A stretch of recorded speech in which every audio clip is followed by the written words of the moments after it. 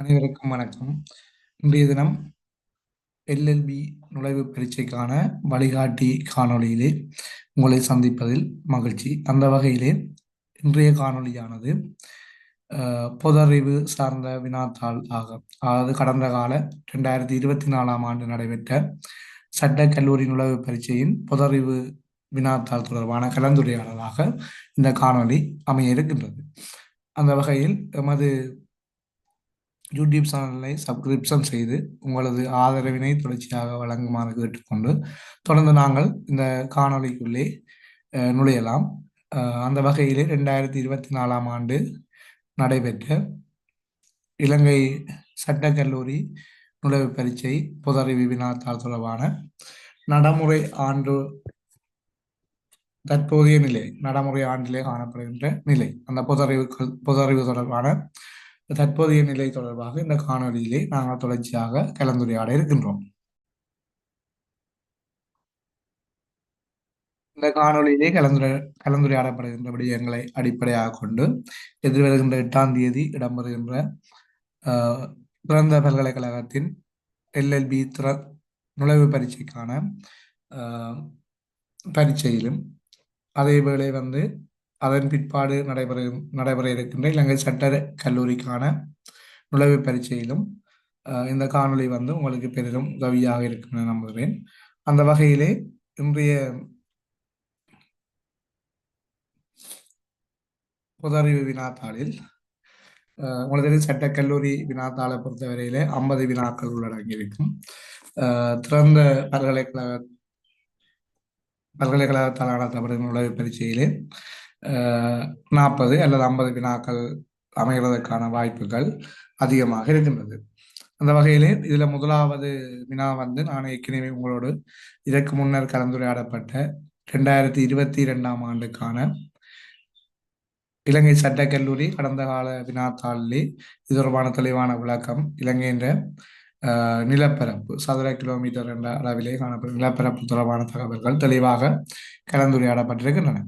அந்த வகையிலே நாங்கள் தொடர்ந்து அதனை ஒரு விடயமாக நீண்ட அடிப்படையில் கலந்துரையாடாமல் அதற்கான விடையை நேரடியாக பார்த்த பின்னர் தொடர்ச்சியாக நாங்கள் அடுத்தடுத்த வினாக்களுக்கு செல்வோம். இதில் முதலாவது வினாவும் 2வது வினாக்களும் ஏற்கனவே உங்களோட கலந்துரையாடப்பட்ட வினாக்களாகவே கடந்த கால வினாத்தாள். அப்போ உங்களுக்கு அதில் இருந்து விளங்க வேணும், கடந்த கால வினாத்தாட்களை தழுவியதாகவே இந்த பரீட்சைக்கான வினாக்கள் அமைகின்றன. அந்த வகையில் அண்மை காலத்தில் இலங்கை நில அளவை திணைக்களத்தினாலே இற்றைப்படுத்தப்பட்ட தரவுகளுக்கு அமைய இலங்கையின் நிலப்பரப்பு சதுர கிலோமீட்டரில் 67,240 சதுர கிலோமீட்டராக காணப்படுகின்றது. இலங்கையின் மொத்த நிலப்பரப்பு மொத்த பரப்பளவு இலங்கையின் மொத்த பரப்பளவாக 67,240 சதுர கிலோமீட்டராக காணப்படுகின்றன. இதில் நிலப்பரப்பு 62,302 சதுர கிலோமீட்டராக காணப்படுகின்றது. இலங்கையின் உயரம் 2,525 மீட்டராக அல்லது 8,284 அடிகளாக காணப்படுகின்றது. அதே போல இலங்கையின் தூரம் வடக்கு தெற்காக அல்லது நீளம் என்று சொல்லலாம் 433 கிலோமீட்டராகவும், இலங்கையின் அகலம் மேற்கு கிழக்காக 241 கிலோமீட்டராகவும் காணப்படுகின்றது. இந்த இலங்கையின் அமைவிடம் தொடர்பான விடயங்கள் நான் ஏற்கனவே பொதறிவு காணொலிகளிலே இந்த கலந்துரையாடி இருக்கின்றேன். அது தொடர்பான விடயம்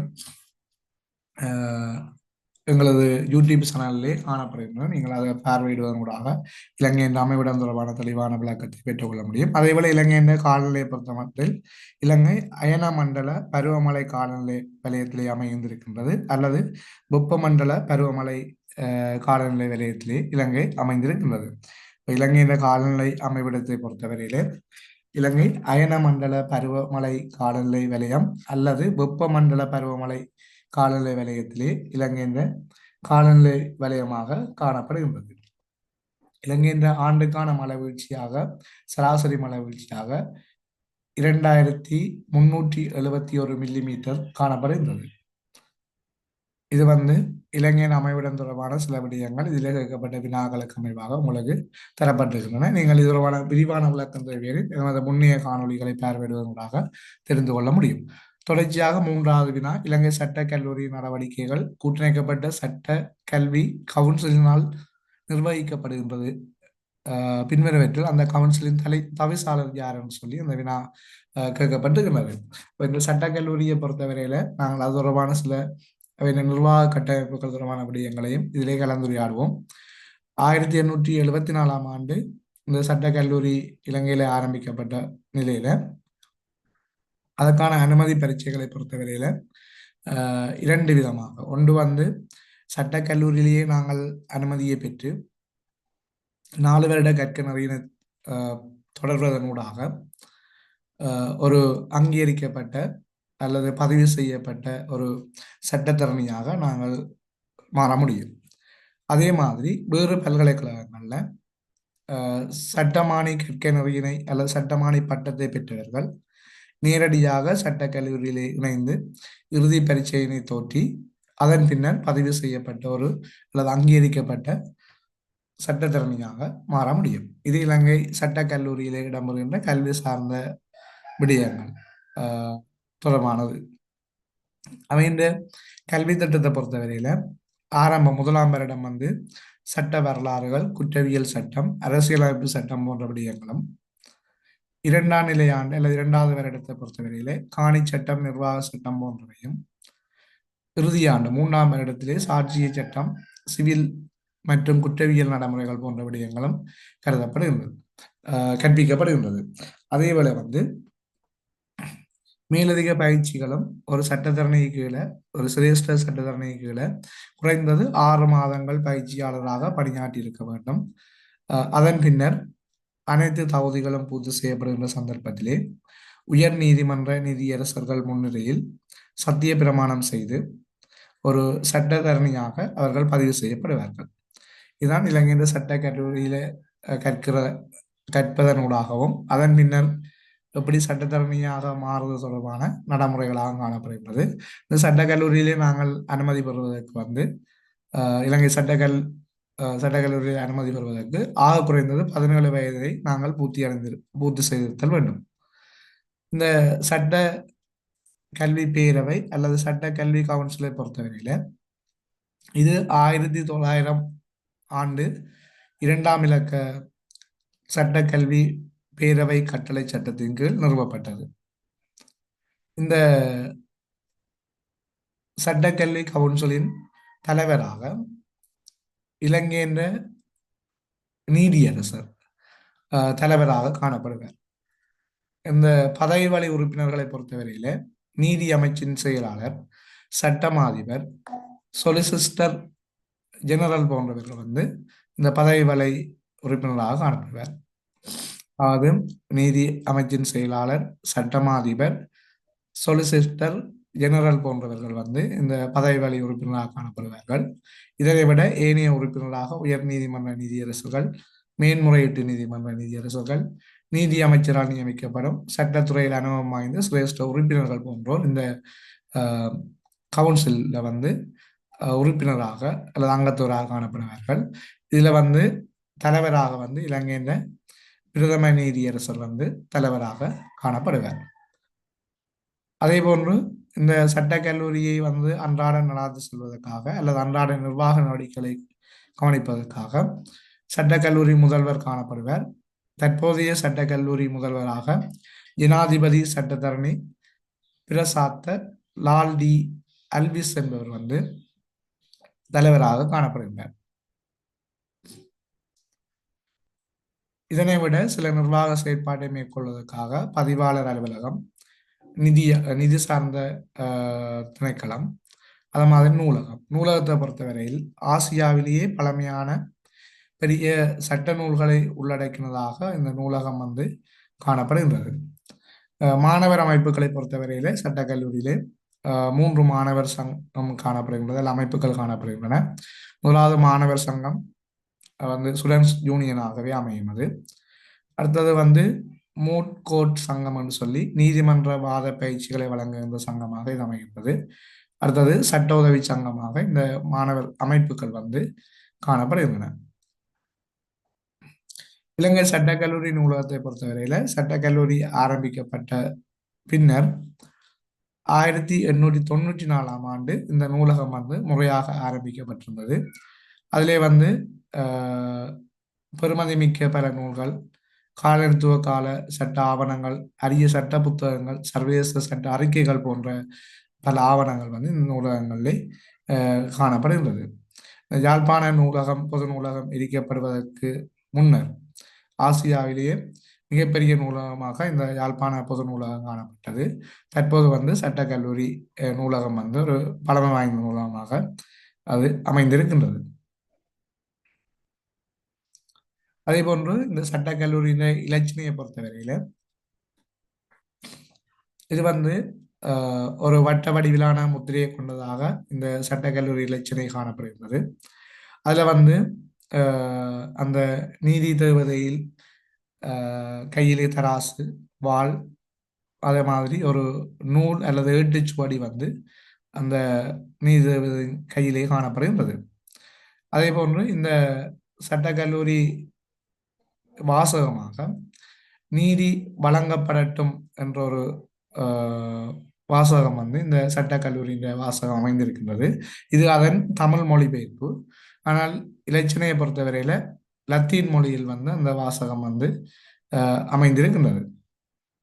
அதே மாதிரி அங்கு பயன்படுத்தப்படுகின்ற நிறங்களை பொறுத்தவரையில கருப்பு நிறமாக சட்டத்தரணிகளின் சீருடை, அது வந்து சட்டத்துறையின் கௌரவத்தை குறிப்பதாக அந்த கருப்பு நிறம் அமைந்திருக்கின்றது.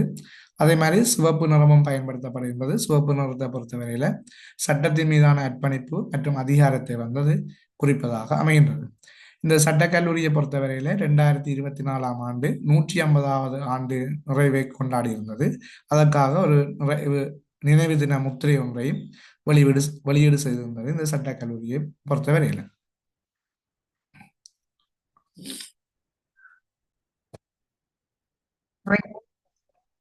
இலங்கை சட்டக்கல்லூரியிலேயே கல்வி கற்று ஐக்கிய நாடுகள் சபையின் உயரிய பதவிகளை வகித்தவராக, இந்த சர்வதேச நீதிமன்றத்தின் உபதலைவராக செயற்பட்ட நீதியரசர் CG வீரமந்திரி என்பவர் காணப்படுகின்றார். இவரும் இலங்கை சட்டக்கல்லூரியின் ஒரு பழைய மாணவனாக வந்து காணப்படுகின்றார்.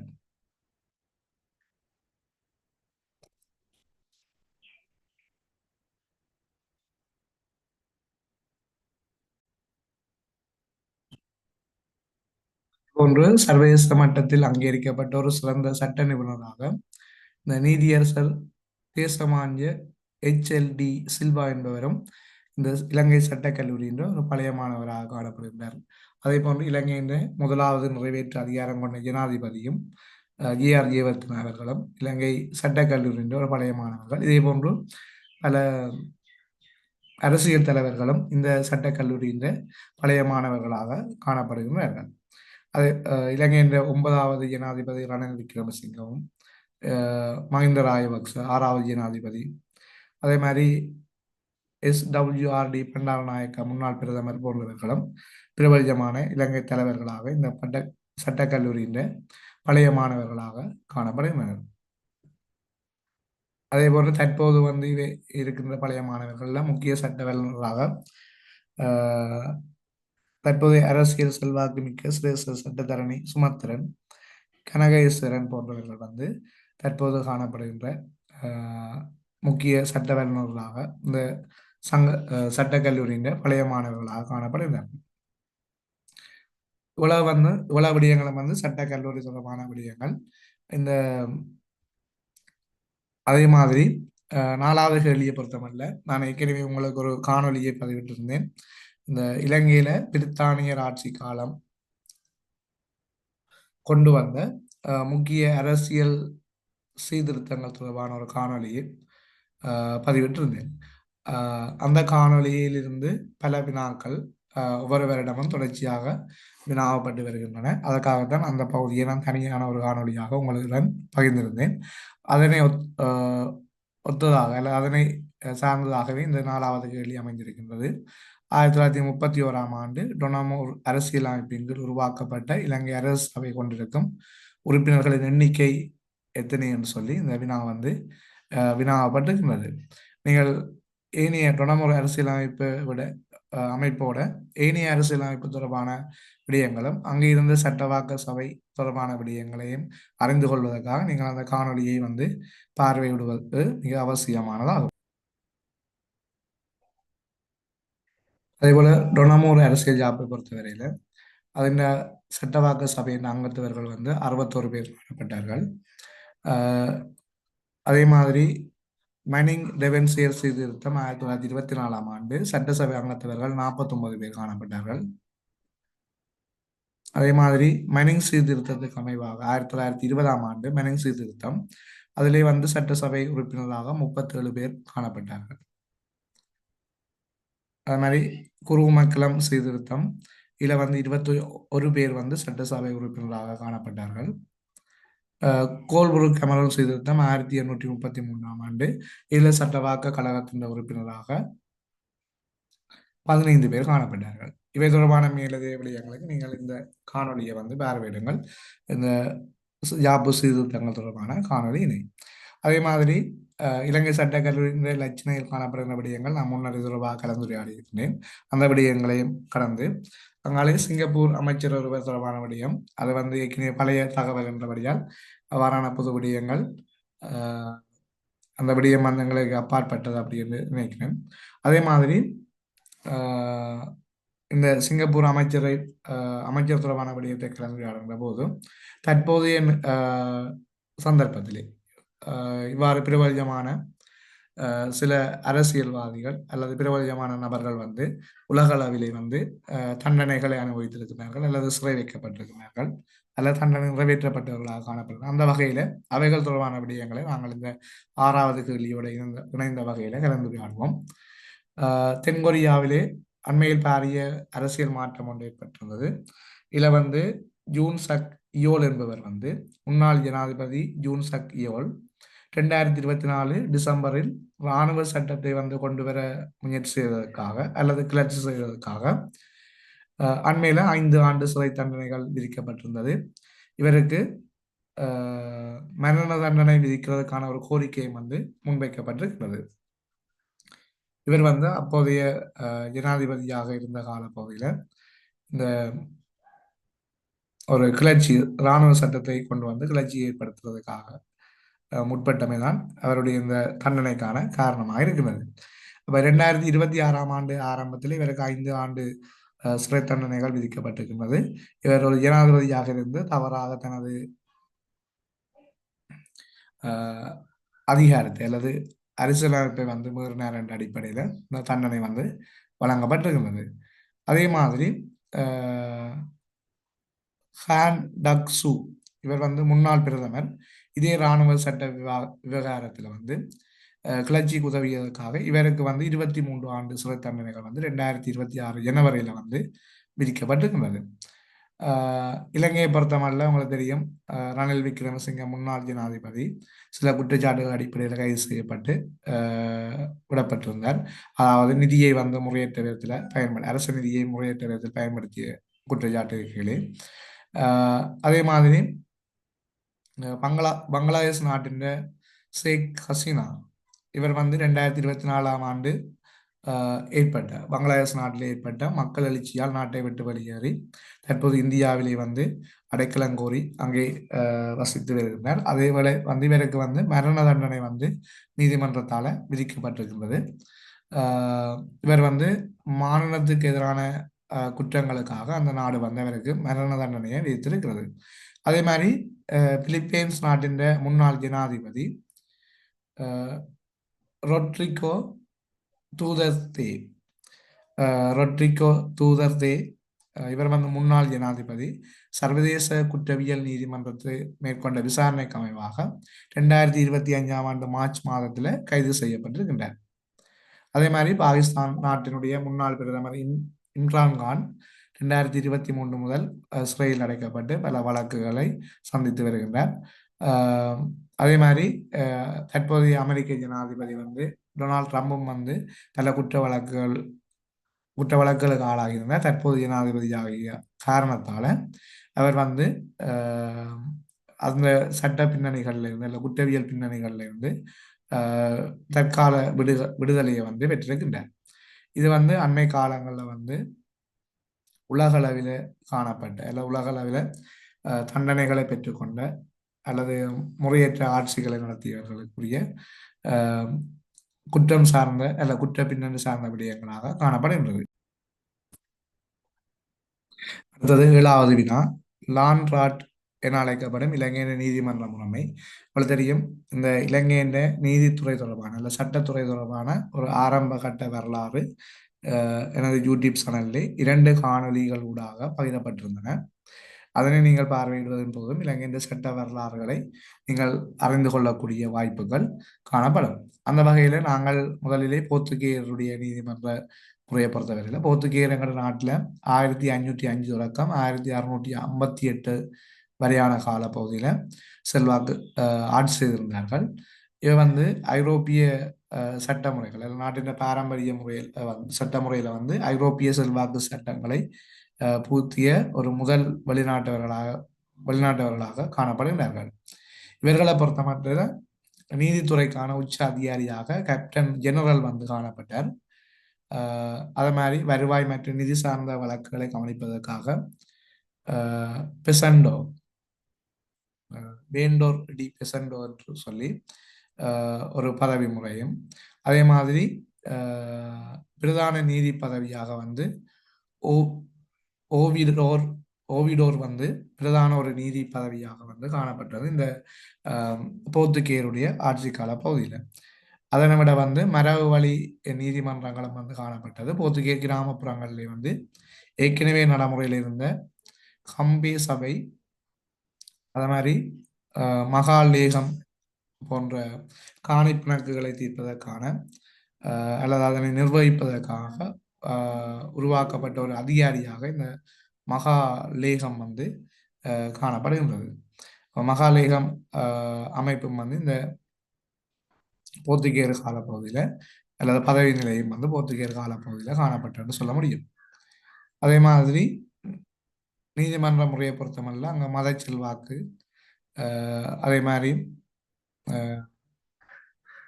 தொழில் முறையிலான சட்டத்தரணிகள் வந்து காணப்படாத நிலைமை, தண்டனைகள் வந்து மிக கொடூரமானதாக அல்ல உடல் ரீதியான சித்திரவதைகளும் மரண தண்டனைகளும் வந்து காணப்பட்டதாக இருந்தது.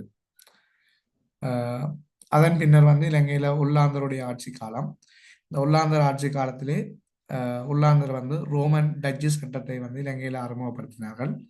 இலங்கையின் பொது சட்டமாக வந்து இந்த ரோமன் டச்சு சட்டம் வந்து காணப்படுகின்றது. ரோமன் இந்த ஒல்லாந்தருடைய காலப்பகுதியிலே நீதிமன்றங்கள கட்டமைப்பு வந்து ராட் வான் ஜஸ்டிடி, இது வந்து மிக உயர்ந்த நீதிமன்றமாக ஒல்லாந்தர் காலப்பகுதியிலே காணப்படுகின்றது. ராட் வான் ஜஸ்டிடி இது வந்து கொழும்பு, காலி மற்றும் யாழ்ப்பாணம் ஆகிய இடங்களிலே அமைக்கப்பட்டிருந்தன. அதே மாதிரி லான்ராட் இது வந்து பிராந்திய ரீதியான நீதிமன்றமாக ஒல்லாந்தர் காலப்பகுதியில் காணப்பட்டது. காணி பிணக்குகள் மற்றும் சிவில் வழக்குகள், சிறிய சிவில் வழக்குகளை விசாரிப்பதற்காக உருவாக்கப்பட்டிருந்தது.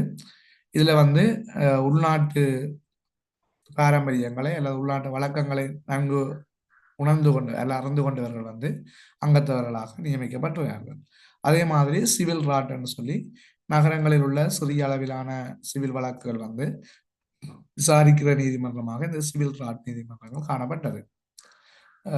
ரோமன் டச்சு சட்டத்தின் அறிமுகத்துக்கு பிறகு இலங்கையில வந்து சொத்துரிமை, திருமணம் மற்றும் விவாகரத்து, ஒப்பந்த சட்டம், ஈட்டுச் சட்டம் போன்ற விடயங்கள் வந்து அந்த ரோமன் டச்சு சட்டத்தை தழுவினதாகவே தற்போதும் அது காணப்படுகிறது. அதே மாதிரி தோம்புக்கள், இந்த தோம்புக்களை வந்து அறிமுகப்படுத்தினது போர்த்துகேயர், அதை வந்து மிக சிறந்த முறையில கட்டியமைத்து கொண்டு போனது உள்ளாந்தர்கள். அவ காணி பதிவேடுகள் வந்து போர்த்துகேயர் காலத்திலே வந்து இந்த காணி பதிவு முறை தோம்புக்கள் வந்து காணப்பட்டது. தற்போதும் அது நடைமுறையில் இருக்கிறது. நான் ஒரு முன்னறினது ஒரு காணொலியில வந்து உள்ளாந்தர் வந்து காலத்துலதான் அந்த தோம்புகள் காணப்பட்டது என குறிப்பிட்டிருந்தேன். அது போர்த்துகேயர் காலத்திலே வந்து உருவாக்கப்பட்டிருந்தது.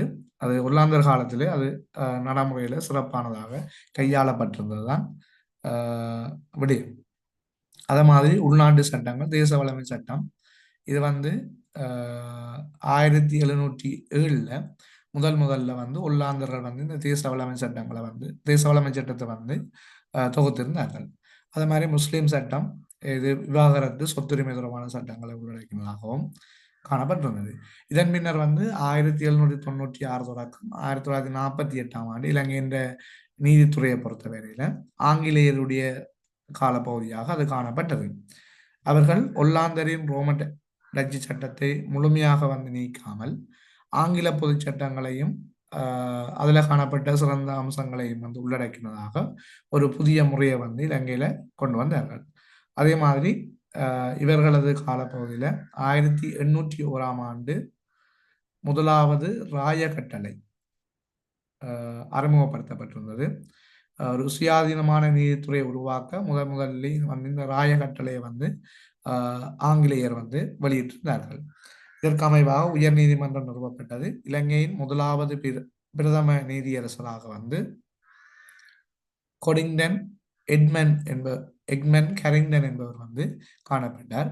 கொரிங்டன் எக்மன் கரிங்டன் என்பவர் இலங்கையின் முதலாவது பிரதம நீதியரசராக நியமிக்கப்பட்டிருந்தார். இது ஆங்கிலேயருடைய காலப்பகுதியில் அல்லது பிரித்தானியருடைய காலப்பகுதியில் இங்கிலாந்திலே காணப்பட்ட போன்று பாரிஸ்டர் மற்றும் சொலிசிஸ்டர் முறைகள் இலங்கையிலேயும் அறிமுகப்படுத்தப்பட்டது 1801 ஆண்டு முதலாவது ராய கட்டளைக்கு அமைவாக. அதே மாதிரி ஜூரி சபை முறையும் 1810 ஆண்டு இலங்கையில அறிமுகப்படுத்தப்பட்டிருந்தது. ஆங்கிலேய நீதிபதியான அலெக்சாண்டர் ஜோஸ்டன் என்பவரால் 1810 இலங்கையில ஜூரி சபை முறை அறிமுகப்படுத்தப்பட்டது. இந்த ஜூரி சபை முறை ஒரு குற்றவாளியா இல்லையா என்பதை சாதாரண பொதுமக்களின் முன்னிலையில் தீர்மானிக்கின்ற ஒரு முறையாக காணப்பட்டது. ஆசியாவிலே இலங்கையில் தான் முதலாக இந்த ஜூரி சபை முறை அறிமுகமானது.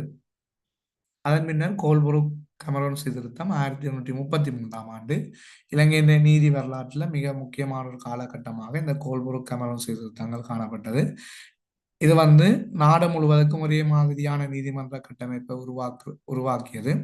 அதே போன்று நீதித்துறையானது நிர்வாகத்துறையிலிருந்து பிரித்தெடுக்கப்பட்டு தனியான ஒரு துறையாக அறிமுகப்படுத்தப்பட்டது.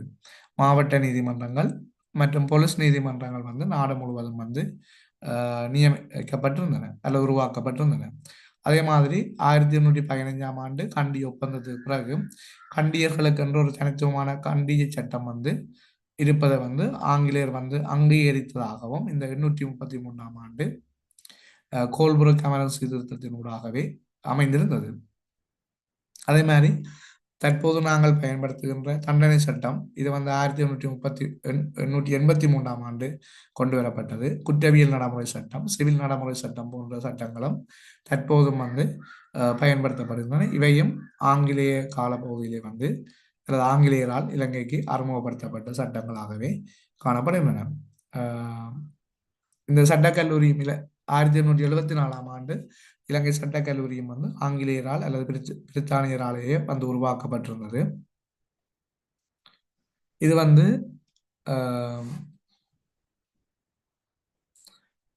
இந்த சட்டக்கல்லூரி தொடர்பான பூரணமான ஒரு விடயம் நான் ஏற்கனவே முதல் ஆரம்ப வினாக்கள்லையும் கலந்துரையாடி இருந்தேன். அதே போல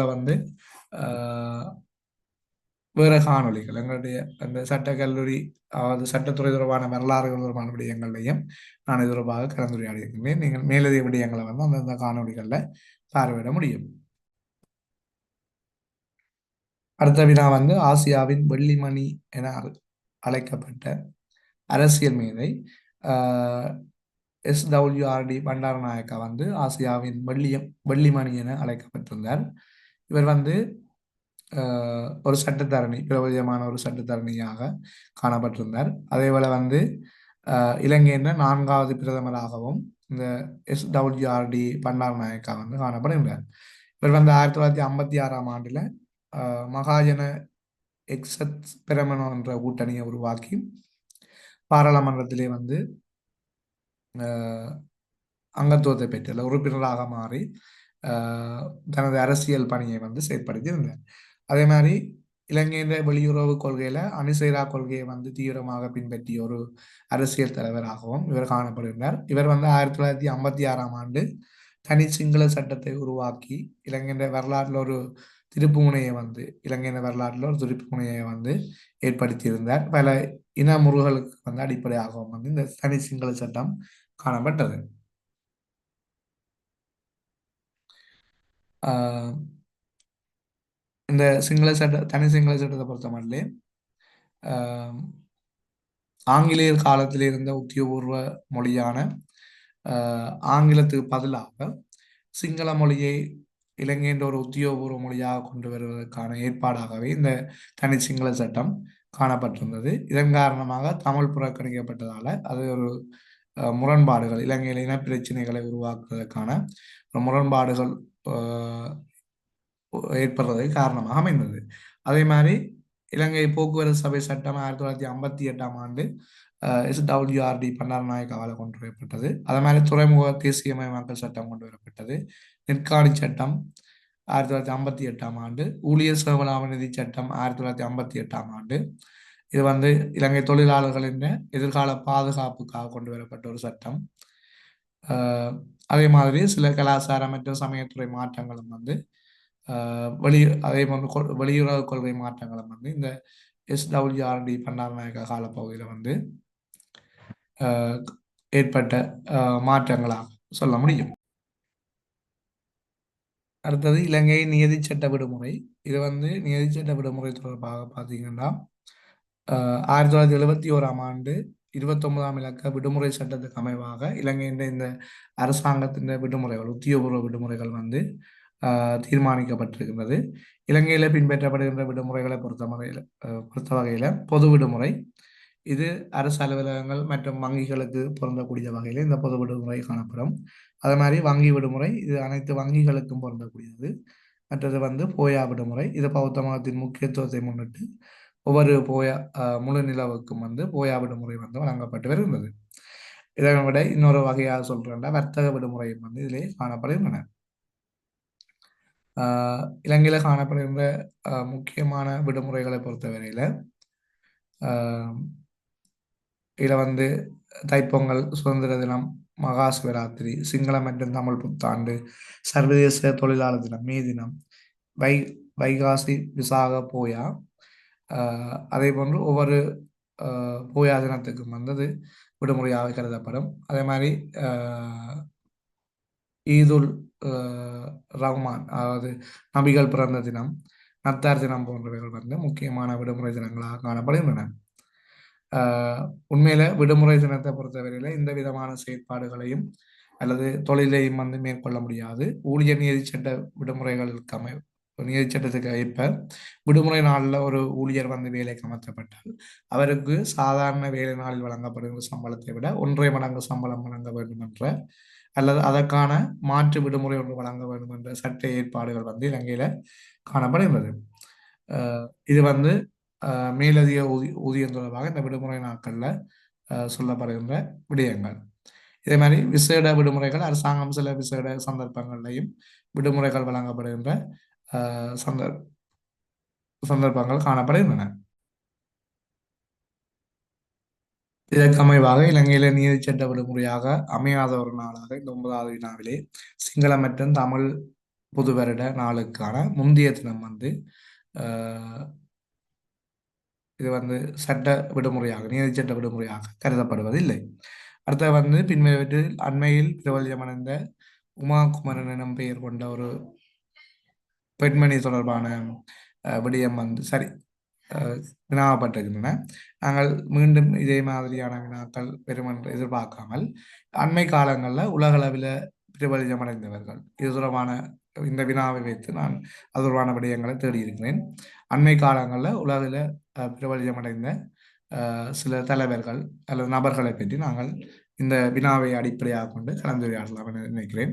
அந்த வகையில் வந்து 2025ஆம் ஆண்டில் உலகில் மிக பிரபலியமடைந்த நபர்களில் டொனால்ட் ட்ரம்ப் அமெரிக்காவின் 47வது அதிபராக பதவியேற்றதும் அவரது பல முடிவுகள் வந்து உலகளவில் 2025ஆம் ஆண்டு அதிக அளவில் தேடப்பட்ட நபராக டொனால்ட் ட்ரம்ப் வந்து காணப்படுகிறார்.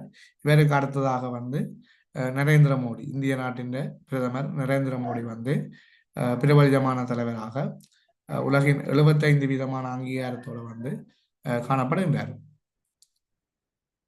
அதே போன்று மெக்சிகோவின் முதல் பெண் அதிபராக பொறுப்பேற்ற கிளவுடியா சீன்பாம் கிளவுடியா சீம்பாம் என்பவர் வந்து மெக்சிகோவின் முதல் பெண் அதிபராக பொறுப்பேற்று அதனூடாக அவருடைய புகழும் வந்து அதிகரித்திருந்தது. அது மாதிரி பங்களாதேஷ் நாட்டில் ஏற்பட்ட கலவரங்கள் அதன் பின்னர் இடைக்கால தலைவராக பொறுப்பேற்ற முகமது யூனுஸ் இவர் வந்து டைம் நாளிதழின் செல்வாக்கு மிக்க நபர் பட்டியலில் வந்து இடம்பெற்ற மிக வயதான நபராக வந்து காணப்படுகிறார். இவர் வந்து பங்களாதேஷ் இடைக்கால தலைவராக பொறுப்பேற்றதால இவர் வந்து பிரபலமடைந்ததாக டைம் இதழின் செல்வாக்கு மிக்க நபர்களில் மிகவும் வயதான நபராக வந்து இவர் 2025ஆம் ஆண்டு காணப்பட்டார்.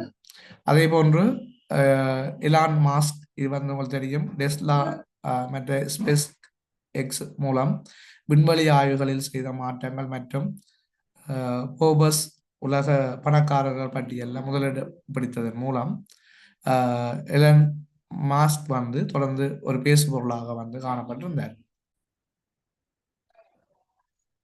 அடுத்தது வந்து டெமிஸ் கசாபிஸ். இவர் வந்து கூகுள் டீப் மைண்ட் நிறுவனத்தின் சிஇஓ. செயற்கை நுண்ணறிவு துறையில இவரது பங்களிப்பு வந்து 2025ஆம் ஆண்டுல மிக முக்கியமாக கருதப்பட்டதனூடாக இவர் வந்து பிரபல்யமான ஒரு நபராக காணப்படுகின்றார். அதே மாதிரி மார்க் சக்கர்பர்க் இவர் வந்து மேட்டா நிறுவனத்தின் வளர்ச்சி மற்றும் தொழில்நுட்பம் தொடர்பான புதுமைகளுக்காக பல செல்வாக்கு மிக்க நபராக வந்து தொடர்ச்சியாக காணப்படுகின்றார். இந்த கலைத்துறையை பொறுத்தவரையில இசைத்துறையில வந்து டெய்லர் ஸ்விஃப்ட் என்பவர் வந்து உலகளாவிய இசை பயணங்களை தொடர்ந்து முன்னிலை வகிக்கிறதாக காணப்படுகிறார்.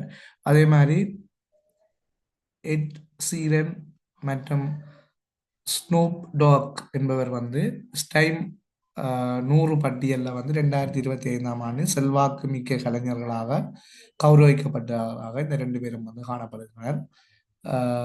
எட் சீரன் மற்றும் ஸ்னூப் டாக் என்ற 2 நபர்களும் வந்து ஸ்டைம் 100 பட்டியலில் 2025ஆம் ஆண்டின் செல்வாக்கு மிக்க கலைஞர்களாக கௌரவிக்கப்பட்டனர்.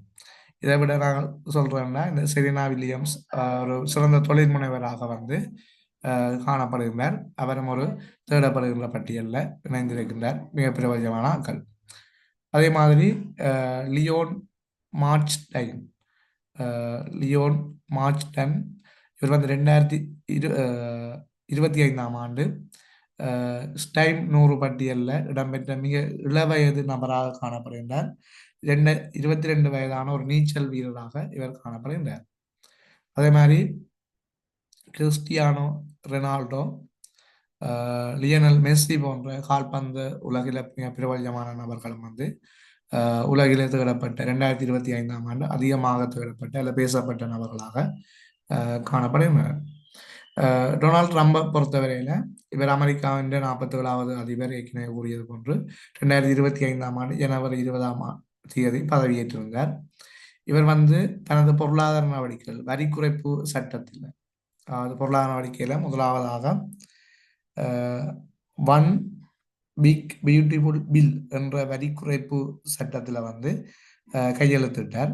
இது வந்து 2017ஆம் ஆண்டு கொண்டு வரப்பட்ட வரி சலுகைகளை வந்து நிரந்தரமாக்கியதாக காணப்பட்டது.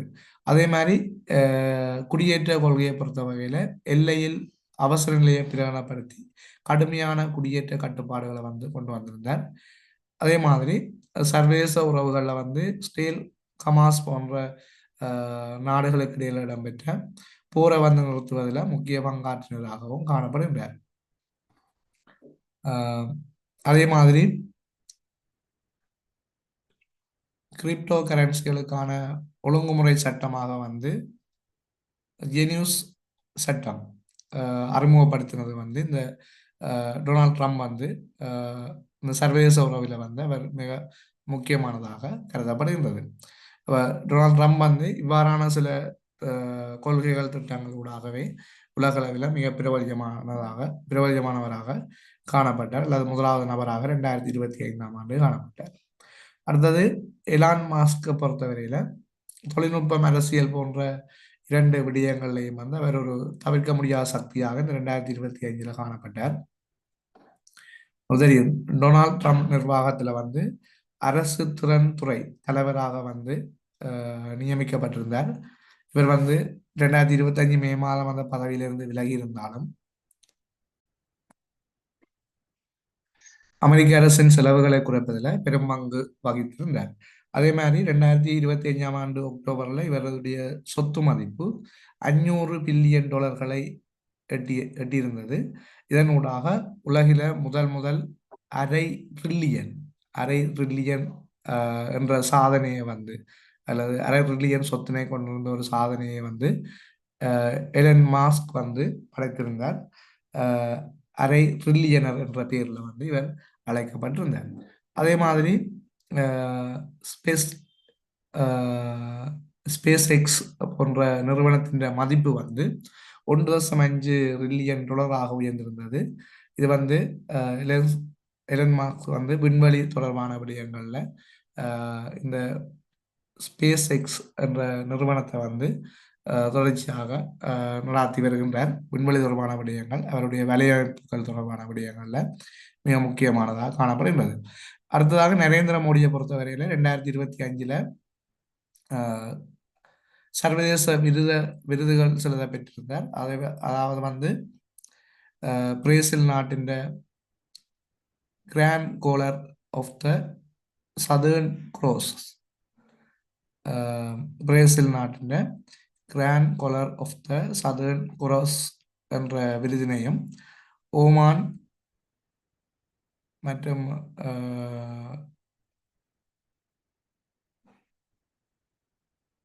இலங்கை, அது மாதிரி டிரினோ டொபாக்கோ அதில் வந்து டொபாக்கோ போன்ற நாடுகளின் மிக உயரிய விருதுகளை வந்து பெற்றிருந்தார் இந்த இந்தியாவின் பிரதமர் நரேந்திர மோடி. இவற்றை விட வந்து வேறு சில நாடுகளும் வந்து சிவிலியன் விருதுகளை வந்து வழங்கியிருந்தது. அதே மாதிரி குளோபல் சவுத் நாடுகளின் குரலாகவும் ஆப்பிரிக்க மற்றும் கரிபியன் நாடுகளுக்கான உறவை வலுப்படுத்தியதற்காகவும் வந்து பெரிதும் பாதிக்கப்பட்டு இந்த டொபாக்கோ நாட்டினால் வந்து அவருக்கு விருதுகள் வழங்கப்பட்டிருந்தது. அதே மாதிரி டெய்லர் ஸ்விஃப்ட், இவர் வந்து இசைத்துறையில வந்து சாதனை படைத்த ஒரு பெண்ணாக வந்து தொடர்ந்து காணப்படுகின்றார். 2025ஆம் ஆண்டு அக்டோபர் மாதம் 3ஆம் தேதி இவர் 12வது ஆல்பத்தை வந்து வெளியீடு செய்திருந்தார். அது த லைஃப் ஆஃப் சோஃப் கேர்ள் என்ற ஆல்பம் வந்து 12வது ஆல்பமாக இவர் வெளியீடு செய்திருந்தார். இது வந்து ஷேக்ஸ்பியரின் ஈர்ப்பால் உருவான பாடல்களை கொண்டதாக வந்து இந்த ஆல்பம் வந்து காணப்பட்டது. அதாவது த லைஃப் ஆஃப் சோஃப் கேர்ள், இது வந்து ஷேக்ஸ்பியரின் ஈர்ப்பால் உருவான பாடல்களை கொண்டதாக அமைந்திருந்தது. இவர் வந்து 2025ஆம் ஆண்டு மிகவும் பிரபல்யமான சர்வதேச கலைஞர் என்ற அரியா விருது வந்து பெற்றிருந்தார். அது மிகவும் பிரபல்யமான சர்வதேச கலைஞர் விருதான 2025ஆம் ஆண்டுக்கான அரியா விருதை வந்து பெற்றவராக காணப்படுகின்றார். அதே மாதிரி முகமது யூனஸ், இவர் வந்து மாணவர் போராட்டத்துக்கு பிறகு இலங்கையின் இடைக்கால தலைவர், பங்களாதேஷின் இடைக்கால தலைவராக வந்து காணப்பட்டார். 84 வயதான இவர் மிகவும் ஒரு செல்வாக்கு மிக்க நபர்கள்ல மிகவும் வயதான ஒரு தலைவராக வந்து காணப்பட்டார் என்று சொல்லி நான் ஏற்கனவே கூறியிருந்தேன். அவ்வாறான சாதனை அல்லது வரலாற்றை வந்து அவர் படைத்திருந்தார். அதே போன்று ரேஸ்மா கேவல் ரமணி, இவர் வந்து ஒரு உயிரி தொழில்நுட்ப துறையில வந்து சாதனை படைத்திருந்தார். இவர் ஒரு இந்திய வம்சாவளியை சேர்ந்தவர். ஒரு பெரிய அமெரிக்க உயிரி தொழில்நுட்ப நிறுவனத்துக்கு தலைமை தாங்குகின்ற ஒரு முதல் பெண்மணியாக இவர் காணப்படுவதோடு இவர் வந்து சிக்கிள் செல் நோய்க்கான ஒரு சிகிச்சையை வந்து வெற்றிகரமாக அறிமுகப்படுத்தினது தான் இவர் பயன்படுத்த மருத்துவ சாதனையாக இவர் பின் ஏற்படுத்திய ஒரு மருத்துவ சாதனையாக வந்து காணப்படுகின்றது. இப்போ இது வந்து 2025ஆம் ஆண்டில் பிரபலியமான சில நபர்கள் தொடர்பான விடயங்கள் வந்து கலந்துரையாடி இருந்தோம். ஆஹ் இது 2010ஆம் இதில் வந்து ஆஹ் 10வது வினாவை பொறுத்தவரையில் உமா குமரன் என்பவர் வந்து இலங்கையின் வம்சாவளி. இவர் வந்து 1980களில் வந்து இலங்கையிலிருந்து புலம்பெயர்ந்து லண்டனுக்கு, அதாவது பிரித்தானியாவுக்கு சென்றிருந்தார்.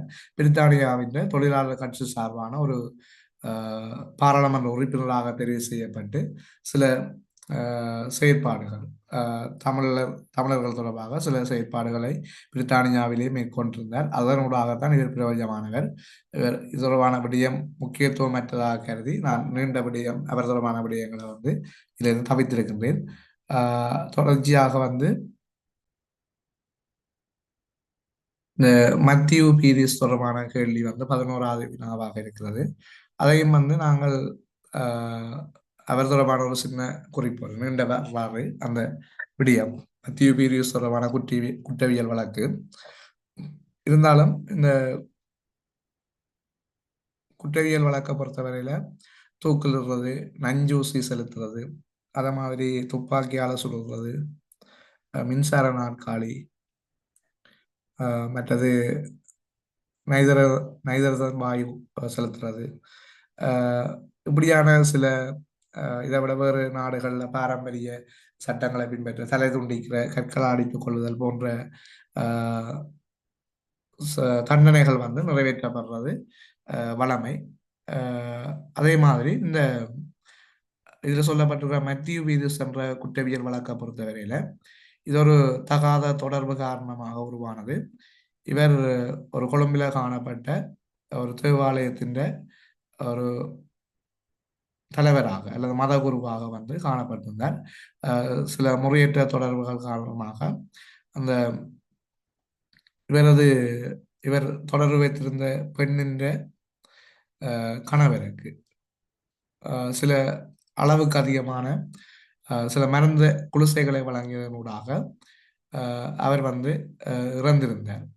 அது வந்து அந்த கொலை நடைபெற்றதை வந்து தெரியாமல் இருப்பதற்காக இந்த அதிகமான சுகர், அது நாங்கள் சொல்லுவோம் இந்த சுகர் வருத்தத்துக்குரிய குடிசைகளை வந்து வழங்கினதனூடாக அவர் வந்து இறந்திருந்தார். அதுதான் அந்த மத்தியூ பீரிஸ் குற்றவியல் வழக்கில் வந்து குற்றவாளி மத்தியூ பீரிஸால எப்படி வந்து கொல்லப்பட்டிருந்தார் அப்படி என்பதற்கான வினாத்தான் அதில் கேட்கப்பட்டிருக்கிறது. அளவுக்கு அதிகமான குளிசைகளை வந்து உட்கொண்டமையால வந்து அவர் வந்து இறந்திருந்தார் அப்படி என்றுதான் அந்த வழக்கு வந்து சென்றிருந்தது. ரைட், அது தொடர்பான சில வரலாறுகள் நீங்கள் இணையதளங்களில் தேடி பார்க்கலாம் அந்த விடயங்கள். அது ஒன்று அடுத்த வினாவுக்கு நாங்கள் போவோம். இலங்கையின் தென்மேற்கு பருவ காற்று வீசுவது இந்த காலப்பகுதியில் என்று கேட்கப்பட்டிருக்கிறது. இலங்கையின் பருவக்காற்றை பொறுத்தவரையில் 2 பிரதான பருவக்காற்று காணப்படுகிறது. ஒன்று தென்மேற்கு பருவக்காற்று, இது மே மாதத்திலிருந்து செப்டம்பர் மாதம் வரைக்கும் நீடிக்கிற ஒரு பருவக்காற்றாக காணப்படுகின்றது. இது அரபிக்கடலில் இருந்து வருகின்ற ஈரப்பதன் மிக்க காற்று இலங்கையின் தென்மேற்கு பகுதிகளில் பலத்த மழையை வந்து உருவாக்குவதாக இந்த தென்மேற்கு பருவக்காற்று காணப்படுகின்றது. இதுல வந்து மழை கிடைக்கின்ற இடங்களாக கொழும்பு, காலி, ரத்னபுரி, நுவரெலியா போன்ற ஈரவலய பகுதிகளில் அதிகமான மழை வீழ்ச்சியை வந்து கிடைக்கின்றது. இது வந்து இப்பருவத்தில் வந்து யாழ பயிற்சிகை வந்து மேற்கொள்ளப்படுற காலப்பகுதியாக காணப்படுகிறது. அடுத்தது வடகிழ் பருவக்காற்று. இந்த வடகிழ் பருவக்காற்று டிசம்பர் மாதத்திலிருந்து பிப்ரவரி மாதம் வரைக்கும் நீடிக்கிறதாக இருக்கும். இது வங்களா விரிகுடாவிலிருந்து வருகின்ற காற்று இலங்கையின் வடக்கு மற்றும் கிழக்கு கரைகளில் மழையை தருகின்ற ஒரு பகுதிய காலமாக காணப்படுகின்றது. யாழ்ப்பாணம், மட்டக்களப்பு, திருகோணமலை, அனுராதபுரம் போன்ற உலர்வய வலய பகுதிகளுக்கான மழை கிடைக்கின்ற பருவக்காற்றாக இந்த வடகிழ் பருவக்காற்று அமைகின்றது.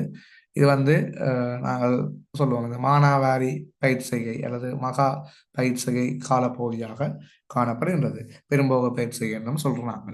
இதை விட இடைப்பருவ காற்று மழைகளும் இருக்கின்றன.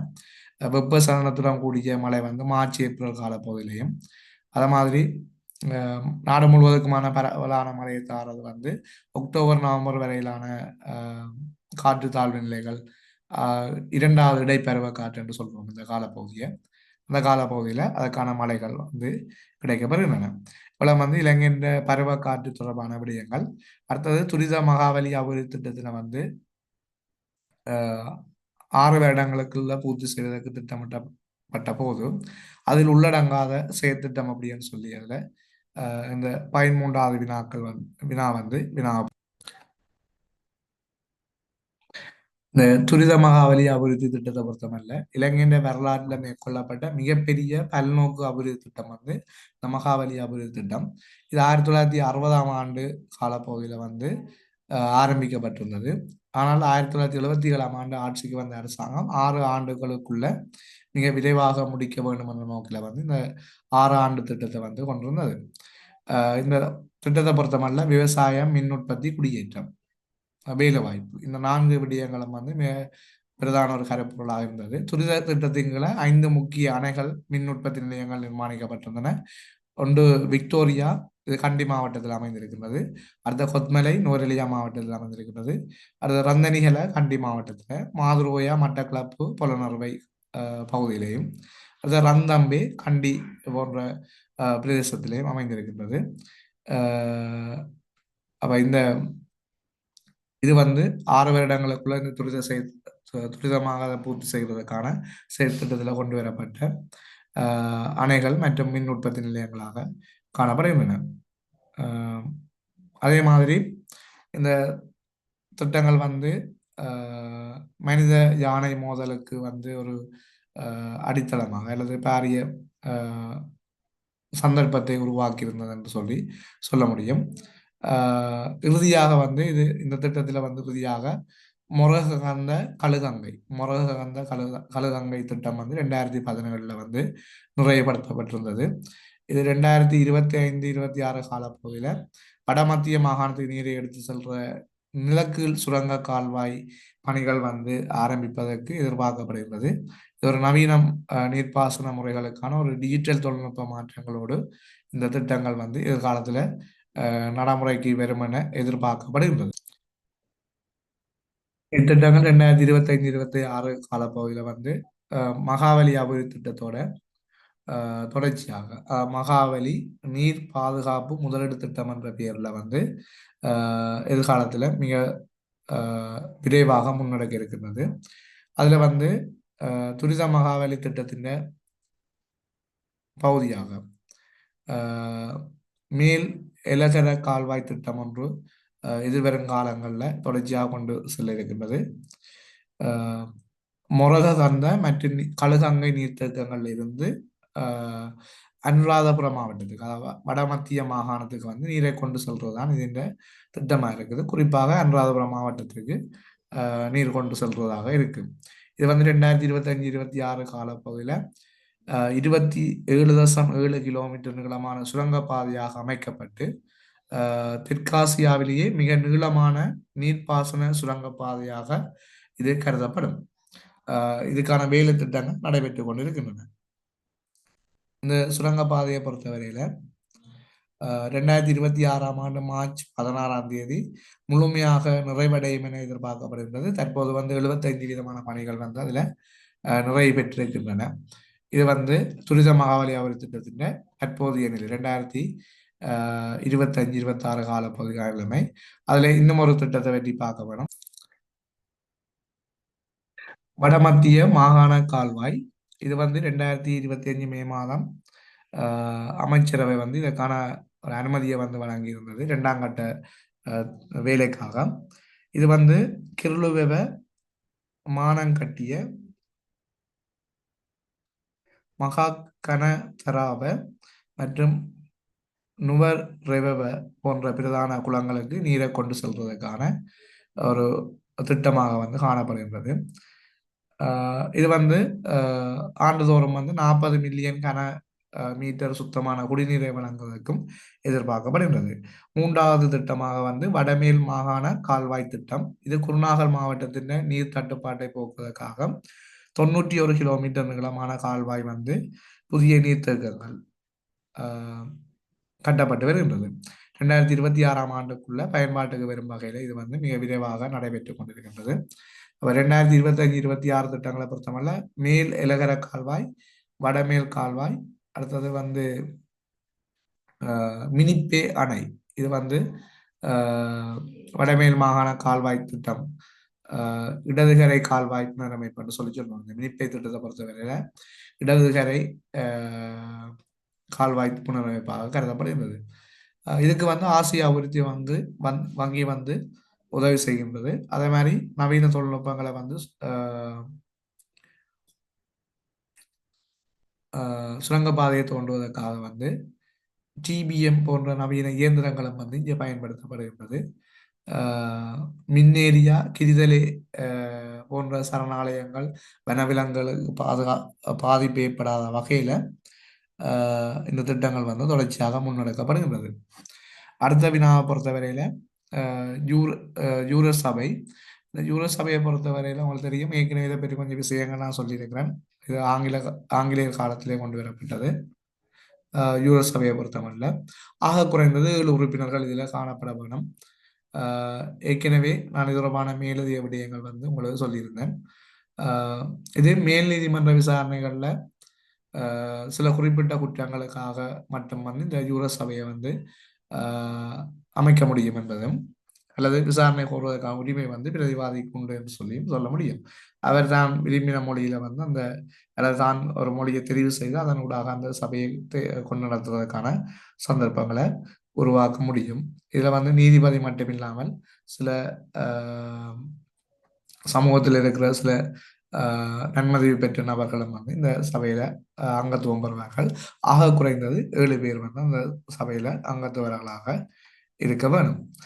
இந்த யூரோ சபையில அங்கத்தவராவதற்கு பார்த்தீங்கன்னு சொன்னால் அவர் இலங்கை பிரஜையாக கட்டாயம் இருக்க வேண்டும், 21 வயதை பூர்த்தி செய்திருக்க வேண்டும், ஓரளவுக்காவது எழுத படிக்க தெரிந்திருக்க வேண்டும். மற்றது சம்பந்தப்பட்ட மேல் நீதிமன்றத்தின் அதிகார வரம்புக்குட்பட்ட பகுதியில் வசிப்பவராக காணப்படுதல் வேண்டும். அது மாதிரி யூரோ சபையில அங்கத்துவம் பெற முடியாத ஆக்களை பொறுத்தவரையில அரச உயர் அதிகாரிகள், ஜனாதிபதி, பாராளுமன்ற உறுப்பினர்கள், நீதிபதிகள் போன்றவர்கள், அதே மாதிரி சட்டத்துறையினர், சட்டத்தரணிகள், நீதிமன்ற உத்தியோகத்தர்கள், போலீஸ் அதிகாரிகள் போன்றவர்களும், மதத்தலைவர்கள், மற்றது உடல் மனநிலை குறைபாடு உள்ளவர்கள் அல்லது பாதிக்கப்பட்டவர்கள், மற்றது குற்ற பின்னணி, ஏற்கனவே குற்ற பின்னணி இருப்பவர்களும் வந்து இந்த யூரோ சபையில வந்து அங்கத்துவத்தை பெற முடியாதுன்னு சொல்லுவோம். அதே மாதிரி இந்த யூரோ சபைக்கு அங்கத்தவர்களை தேர்ந்தெடுக்கிறது வந்து குலுக்கல் முறையில வந்து முதல்ல இந்த பேர் வந்து தெரிவு செய்யப்படும். உறுப்பினரை தேர்ந்தெடுக்கும் போது அவர்கள் மீது ஏதாவது சந்தேகங்கள் இருக்குமாக இருந்தால் அவர் எதிரிக்கு வந்து உறவினராக இருப்பாராக இருந்தால் கூட அரசு தரப்பு ஆட்சேபனைக்கு அமைவாக மாற்று உறுப்பினர்களை தெரிவு செய்யக்கூடிய வாய்ப்புகள் காணப்படுகின்றது. இந்த யூரோ சபையை பொறுத்தவரை சாட்சியங்களை வந்து கவனிக்கிறது. வழக்கின் போது சமர்ப்பிக்கப்படுகிற சாட்சி முழுமையாக கவனித்து அதை குறிப்பெடுக்கிறதும், அது மாதிரி ரகசியங்காதல் விசாரணை முடியும் வரை வழக்கை வந்து யாரிடமும் வந்து வெளிப்படுத்தாமல் இருக்கிறது. அதே மாதிரி தீர்ப்பு வழங்கல நீதிபதி சட்ட நுணுக்கங்களை விளக்கிய பிறகு யூரோ சபையில தங்களுக்கு யூரோ சபை அங்கத்தவர்கள் வந்து தங்களுடன் கலந்து ஆலோசித்து குற்றவாளியா அல்லது குற்றமற்றவரான்னு சொல்லி இறுதி முடிவு ஒன்றை அறிவிப்பார். சட்ட விடயங்கள் நீதிபதியோட வந்து கலந்துரையாட வேண்டும் என்று சொல்லப்படுகின்றது. இது வந்து யூரோ சபை தொடர்பான மேலதிக விடயங்கள். பார்த்தீங்கன்னு சொன்னால் 15வது வினாவில் இந்த நாட்டின் வழக்கமாக இருந்து வந்த வார இறுதி விடுமுறை நாட்களான சனிக்கிழமை மற்றும் ஞாயிற்றுக்கிழமை என்பது கடந்த காலத்தில் போயாவுக்கு முன்தினம் போயா தினம் என பிரதியீடு செய்யப்பட்டது.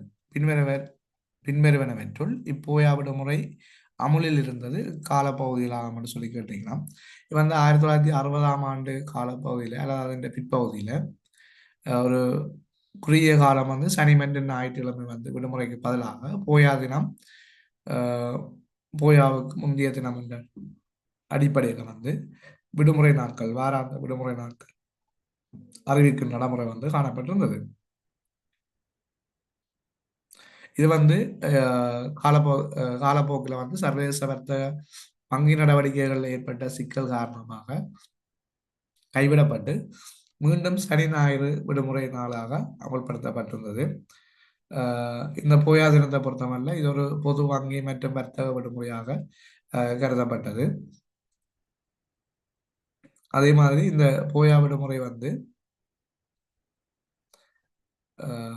இந்த விடுமுறைகளை விடுமுறையை பொறுத்தவரையில் 1965ஆம் ஆண்டு பதவியேற்ற டட்லி சேனாயக்கா தலைமையிலான அரசாங்கம் 1966ஆம் ஆண்டு ஜனவரி 1 முதல் சனி ஞாயிறு வார விடுமுறையாக வாராந்த விடுமுறையை வந்து நீக்கியிருந்தது. வார விடுமுறையாக இருந்ததை நீக்கி 1966ஆம் ஆண்டு நீக்கப்பட்டு அது வந்து அதுக்கு பதிலாக பௌத்த நாட்காட்டியின்படி 4 பௌர்ணமி தினங்களை வாராந்த விடுமுறை நாட்களாகவும் அதற்கு முந்தைய நாளை அரை நாள் விடுமுறை நாட்களாகவும் அறிவித்துள்ளது. இது வந்து 1966ஆம் ஆண்டு காலப்பகுதியிலிருந்து 1969ஆம் ஆண்டு காலப்பகுதி வரையும் நடைபெற்றதாக அல்லது காணப்பட்டதாக சொல்லப்படுகின்றது. பிறகு 1970ஆம் ஆண்டு ஆட்சிக்கு வந்த ஸ்ரீமாவு பண்டாரநாயக்கா அரசாங்கம் 1971ஆம் ஆண்டின் 29ஆம் இலக்க விடுமுறை சட்டத்துக்கு அமைவாக மீண்டும் சனி ஞாயிறு விடுமுறையை வந்து கொண்டு வந்ததாக சொல்லப்படுகிறது. இதன் வரலாறு வந்து சொல்லப்படுகிறது. தொடர்ச்சியாக வந்து நாங்கள் அங்கால அடுத்த வினாவுக்கு போவோம். அதுக்கு முன்னர் இந்த பிரித்தானிய ஆட்சி காலத்தில் தான் இலங்கையில் வந்து இந்த விடுமுறை அறிமுகப்படுத்தப்பட்டது. 1833ஆம் ஆண்டு கொண்டு வரப்பட்ட சீர்திருத்தம் தெரியும். கோல்புரூக் கமரன் சீர்திருத்தத்துக்கு அமைவாகத்தான் இந்த விடுமுறை தொடர்பான விடயங்கள் வந்து கொண்டு வரப்பட்ட இலங்கையில் சனி ஞாயிறு விடுமுறை வந்து முதல்ல அறிமுகப்படுத்தப்பட்டது 1833ஆம் ஆண்டு கோல்புரூக் கமரன் சீர்திருத்தங்களை அமைந்ததாக சொல்லப்படுகின்றது. அது உறுதிப்படுத்தப்படையில் அந்த காலப்பகுதியில் அது இருந்தது என்று சொல்லப்படுகிறது. அடுத்த வினாவை பொறுத்தமல்ல பிரித்தானிய நிர்வாக காலத்தில் விநியோகிக்கப்பட்ட ஆனால் தற்போது பயன்பாட்டில் இல்லாத ஆவணம் ஒன்றை கண்டுபிடிப்பதற்கு மிகவும் நம்பிக்கையான நிறுவனம் எதென்று சொல்லி வினாவப்பட்டிருக்கின்றது. நாங்கள் இது தொடர்பான விடயங்களையும் இருக்கா பார்வையிடலாம். இதில் இருக்கிற ஒவ்வொரு நிறுவனங்கள் தொடர்பாகவும் முதலாவது தேசிய நூலகம் மற்றும் ஆவணப்படுத்தல் சபை. இது வந்து இலங்கையின் நூலகம் மற்றும் தகவல் முறைமை என்ற தலைமை அமைப்பாக சொல்லப்படுகின்றது. இலங்கையின் நூலகம் மற்றும் தகவல் துறையின் தலைமை அமைப்பு வந்து தேசிய நூலகம் மற்றும் ஆவணப்படுத்தல் சேவைகள் சபை. இது வந்து 1970ஆம் ஆண்டு உருவாக்கப்பட்டு 1998ஆம் ஆண்டு 51ஆம் இலக்க தேசிய நூலகம் மற்றும் ஆவணப்படுத்தல் சேவை சபை சட்டத்தின் கீழே வந்து தற்போது அது இயங்கி வருகின்றது. இது வந்து தேசிய நூலகத்தை பராமரிக்கிறது, நூலக கொள்கைகளை வகுக்கிறது. அதே மாதிரி ISBN ISSN போன்ற இலக்கங்களை இலங்கையில வெளியாக நூல்களுக்கான சர்வதேச தர புத்தக இலக்கம், அதே மாதிரி இலங்கையில் வெளியிடப்படுகின்ற இதழ்களுக்கான ISSN இலக்கங்களை வழங்குகின்ற ஒரு அதிகாரபூர்வ அமைப்பாக வந்து இந்த தேசிய நூலகம் மற்றும் ஆவணப்படுத்தல் சபை காணப்படுகின்றது. அதே மாதிரி தேசிய நூற்பட்டியலை தயாரிக்கிறது, நாட்டில் வழியாக அனைத்து பிரசுரங்கள் இந்த பட்டியலை தயாரிக்கிறதும் இந்த தேசிய நூலகம் மற்றும் ஆவணப்படுத்தல் சபையாக காணப்படுகின்றது. அது மாதிரி இலங்கையில தேசிய நூலகம் கொழும்பு பகுதியில் காணப்படுகின்றது. இவன் இங்க வந்து நூல்களை வந்து இரவல் வழங்குறது இல்லை, அது வீட்டுக்கு எடுத்து செல்ல முடியாது. ஆனால் இலங்கையில வரலாறு கலாச்சாரம் மற்ற அரசு ஆவணங்கள் வந்து இங்கே அதிக அளவில் காணப்படுறதாக சொல்லப்படுகின்றது. அடுத்தது வந்து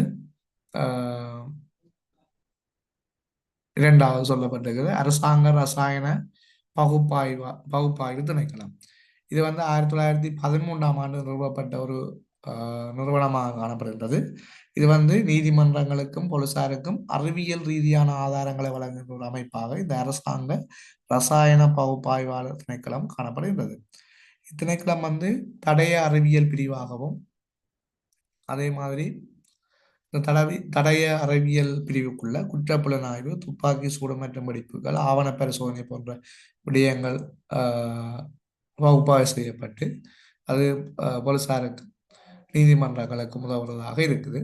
இரண்டாவது பகுதியாக உணவு மற்றும் போதைப் பொருட்கள் தொடர்பான விடயங்கள், உணவு பாதுகாப்பு, போதைப் பொருள், மதுபானம் போன்ற விடயங்களில் ரசாயனங்களை ஆய்வு செய்கிறதாக இந்த அரசாங்க ரசாயன பகுப்பாய்வாளர் திணைக்களம் காணப்படுகிறது.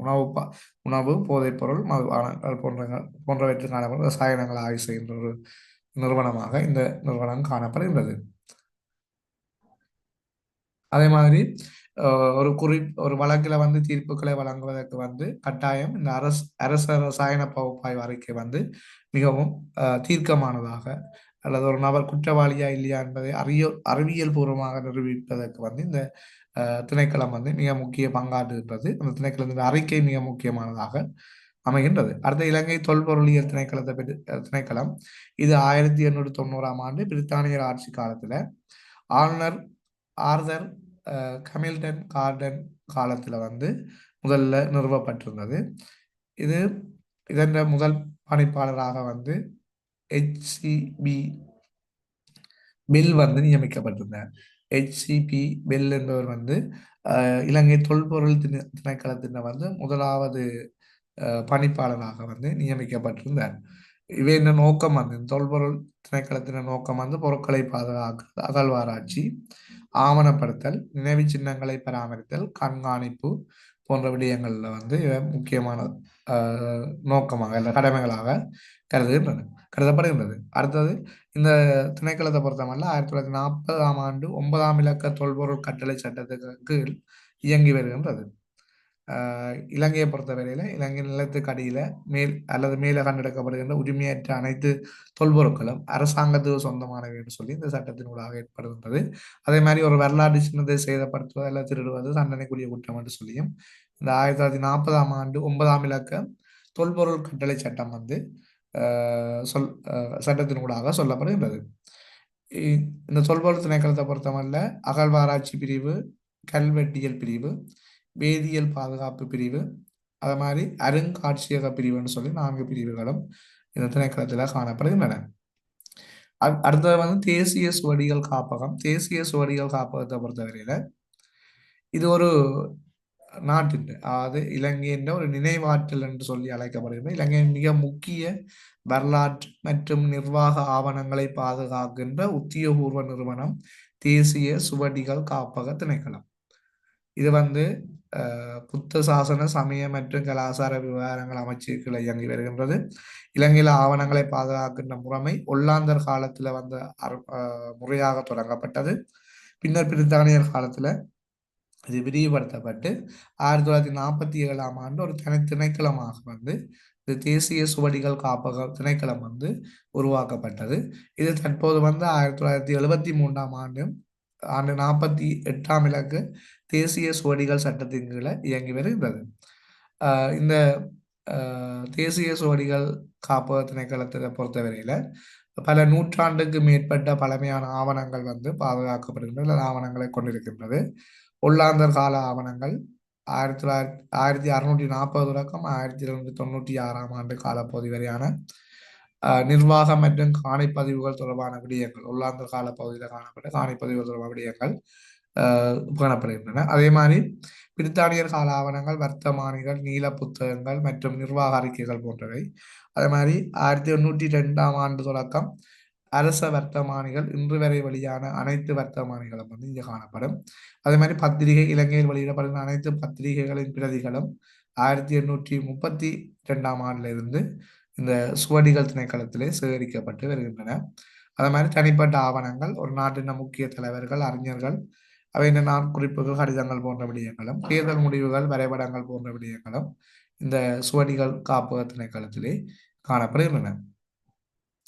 இவை என்ன முக்கிய பணிகளாக ஏற்கனவே சொல்லப்பட்டதுபடி ஆவணங்களை பாதுகாக்கிறது, சட்டபூர்வ வைப்பகம், அதே மாதிரி ஆராய்ச்சியாளர்களுக்கு உதவுதல், ஆவண புனரமைப்பு போன்ற விடயங்கள் வந்து இவை என்ன பணிகளாக காணப்படுகின்றது. பொதுமக்களுக்கு வழங்கப்படுகிற சேவையை பொறுத்தமல்ல பழைய வர்த்தமானிகளை பார்த்தல், மற்றது ஆராய்ச்சி, முறையான அனுமதியோடு ஆவணங்களை பார்வையிட முடியும். அடுத்தது இவ்வாறான விடயங்கள் வந்து பொதுமக்களுக்கு வழங்குகிற சேவைகள் என்று சொல்ல முடியும். இது வந்து பிரித்தானிய நிர்வாக காலத்தில் காணப்பட்ட விநியோகிக்கப்பட்ட தற்போது பயன்பாட்டில் ஆவணங்களை கண்டுபிடிப்பதற்கு பொருத்தமான நிறுவனமாக தேசிய சுவடிகள் காப்பக திணைக்களம் அமைகின்றது. அடுத்தது லக்ஷ்மன் கதிர்காம சர்வதேச தொடர்புகள் மற்றும் தந்துருவாய கற்கைகள் நிர்வாகம் தற்பொழுது எந்த அமைச்சுக்களை இயங்குகிறது சொல்லி சொல்லப்படுகின்றது. இதுல வந்து லக்ஷ்மன் கதிர்காமர் சர்வதேய சர்வதேச தொடர்புகள் மற்றும் தந்துருவாய கற்கைகள் நிறுவனத்தை பொறுத்தவரையில இலங்கையின் வெளியுறவு கொள்கை மற்றும் சர்வதேச உறவுகள் குறித்த ஆய்வுகளை மேற்கொள்வதற்காக முதன்மையான ஒரு அரச சிந்தனை குழுவாக வந்து இது காணப்படுகின்றது. இது வந்து முன்னாள் வெளிவிவகார அமைச்சர் லக்ஷ்மன் கதிர்காமர் அவர்களின் நினைவாக வந்து உருவாக்கப்பட்டிருந்தது. சர்வதேச உறவுகள் மற்றும் தந்துருவாய கற்கைகள் நிறுவனமாக ஆரம்பத்தில் இது காணப்பட்டிருந்தது. 2005ஆம் ஆண்டு லக்ஷ்மன் கதிர்காமர் மறைவுக்கு பிறகு 2006ஆம் ஆண்டு தற்போதைய பெயரில் வந்து இது மறுசீரமைக்கப்பட்டது. இதன் தலைவராக வந்து இலங்கையில பதவி வழியில இலங்கையின் வெளிவிவகார அமைச்சர் வந்து செயற்படுவார். இவர் இதன் தலைவராகும். வயல உங்கள்கிட்ட கேட்கப்பட்ட கேள்வி வந்து எந்த அமைச்சுகளை செயற்பட்டு வருகின்றது? இது வெளிவிவகார அமைச்சுகளை செயற்பட்டு வருகின்றது. அதனோடு சேர்ந்த வேறு அமைச்சுக்களும் அந்த அமைச்சுகள் இருந்தால் அது அந்த பேரும் பெறும். இங்கு வந்து வெளிவிவகாரம், வெளிநாட்டு வேலை வாய்ப்பு மற்றும் சுற்றுலான்னு சொல்லப்படுது. தற்போதைய அமைச்சுக்களை பொறுத்தவரையில அதன் பேர் வந்து வெளிவிவகாரத்தோடு சேர்ந்து ஏனைய விடயங்களும் அதுக்குள்ள உள்ளடங்குவதாக இருக்கும். இது வந்து லக்ஷ்மன் கதிர்காம சர்வதேச தொடர்புகள் மற்றும் தந்துருவாய கற்கைகள் தொடர்பான தகவல். அடுத்த கரையோர கோட்டிலிருந்து இலங்கையின் சமுத்திர ஆழ்வுட கடல் எல்லையின் தூரம் கிலோமீட்டரில் எவ்வளவு கேட்டிருக்குது. அது வந்து இலங்கையின் ஆழ்வுல கடல் எல்லை மற்றும் கடல்சார் அதிகார வரம்புகள் ஐக்கிய நாடுகள் சபையின் கடல் சட்ட உடன்படிக்கைக்கு அமைவாக தீர்மானிக்கப்பட்டிருக்கிறது. அப்ப இதுல வந்து சுமார் கிலோமீட்டரை பொறுத்தவரையில் 22 கிலோமீட்டர் அன்னளவாக 22 கிலோமீட்டர் 22.2 சொல்லி இங்கே உங்களுக்கான விடை வந்து தரப்பட்டிருக்கிறது. 22 அன்னளவாக 22 12 கடல் மைல் தூரமாக சொல்லப்படுகிறது. 12 கடல் மைல் தூரம் கிலோமீட்டர்ல 22 கிலோமீட்டராக சொல்லப்படுகிறது. ஆழ்வுள ஆழ்வுள கடலுக்கு அப்பால மேலும் 12 கடல் மைல்கள் வந்து மொத்தம் 24 கடல் மைல்கள் வந்து எங்களுக்கு அண்மித்த இலங்கைக்கு அண்மித்த மண்டலமாக சொல்லப்படுகின்றது. இதுல வந்து சுங்கம், வரி, குடிவரவு மற்றும் சுகாதார விதிகளை மீறுவர்களை கண்காணிக்கிறதுக்கும் தண்டிக்கிறதுக்கும் வந்து இலங்கைக்கு வந்து இந்த 24 கடல் மைல் தூர எல்லைக்குள்ள அல்லது ஆழ்வுள கடல் எல்லைக்குள்ள வந்து அதிகாரம் இருக்குன்னு சொல்லப்படுகின்றது. அதே மாதிரி ஒரு கடற்கரையிலிருந்து 200 கடற்படை மைல்கள் சுமார் 370 கிலோமீட்டர் தூரத்தில் பிரத்தியோக பொருளாதார மண்டலம் வந்து அமைய முடியும். இந்த பகுதியில் காணப்படுகிற மீன் வளம், கனிம வளங்கள், எரிசக்தி ஆகியவற்றை தேடுறதுக்கும் அதனை பயன்படுத்துறதுக்கும் வந்து இலங்கைக்கு உரிமை இருக்கு. அப்ப இலங்கையின் கடற்கரையிலிருந்து 200 கடற்படை மைல் தூரத்துல வந்து அல்லது 370 கிலோமீட்டர் தூரத்தில் இருக்கிற இயற்கை வளங்கள் பயன்படுத்துவதற்கான வாய்ப்புகள் வந்து இலங்கைக்கு இருக்கின்றது. அது மாதிரி கண்டமேடையை பொறுத்தவரையில கடலுக்கடியில நிலப்பகுதியின் தொடர்ச்சியாக காணப்படுகின்ற ஒரு பகுதி என்று சொல்லப்படுகின்றது. அப்ப இலங்கையை சுற்றியுள்ள கடற்படுக்கையில காணப்படுகின்ற இயற்கையான அமைப்புகளை கருத்தில் கொண்டு வந்து 200 மைல்களுக்கு அப்பால உள்ள கடற்படுக்கை மீதும் உரிமை கோரி வந்து இலங்கை ஐக்கிய நாடுகள் சபையிடம் வந்து விண்ணப்பிக்க முடியும். அது அங்கீகரிக்கப்படுகின்ற பட்சத்தில் வந்து இலங்கையின் கடல்சார் நிலப்பரப்பு வந்து 20 மடங்கு அதிகரிக்கும். தற்போது வந்து அது விண்ணப்பிக்கப்பட்டிருக்கின்றது.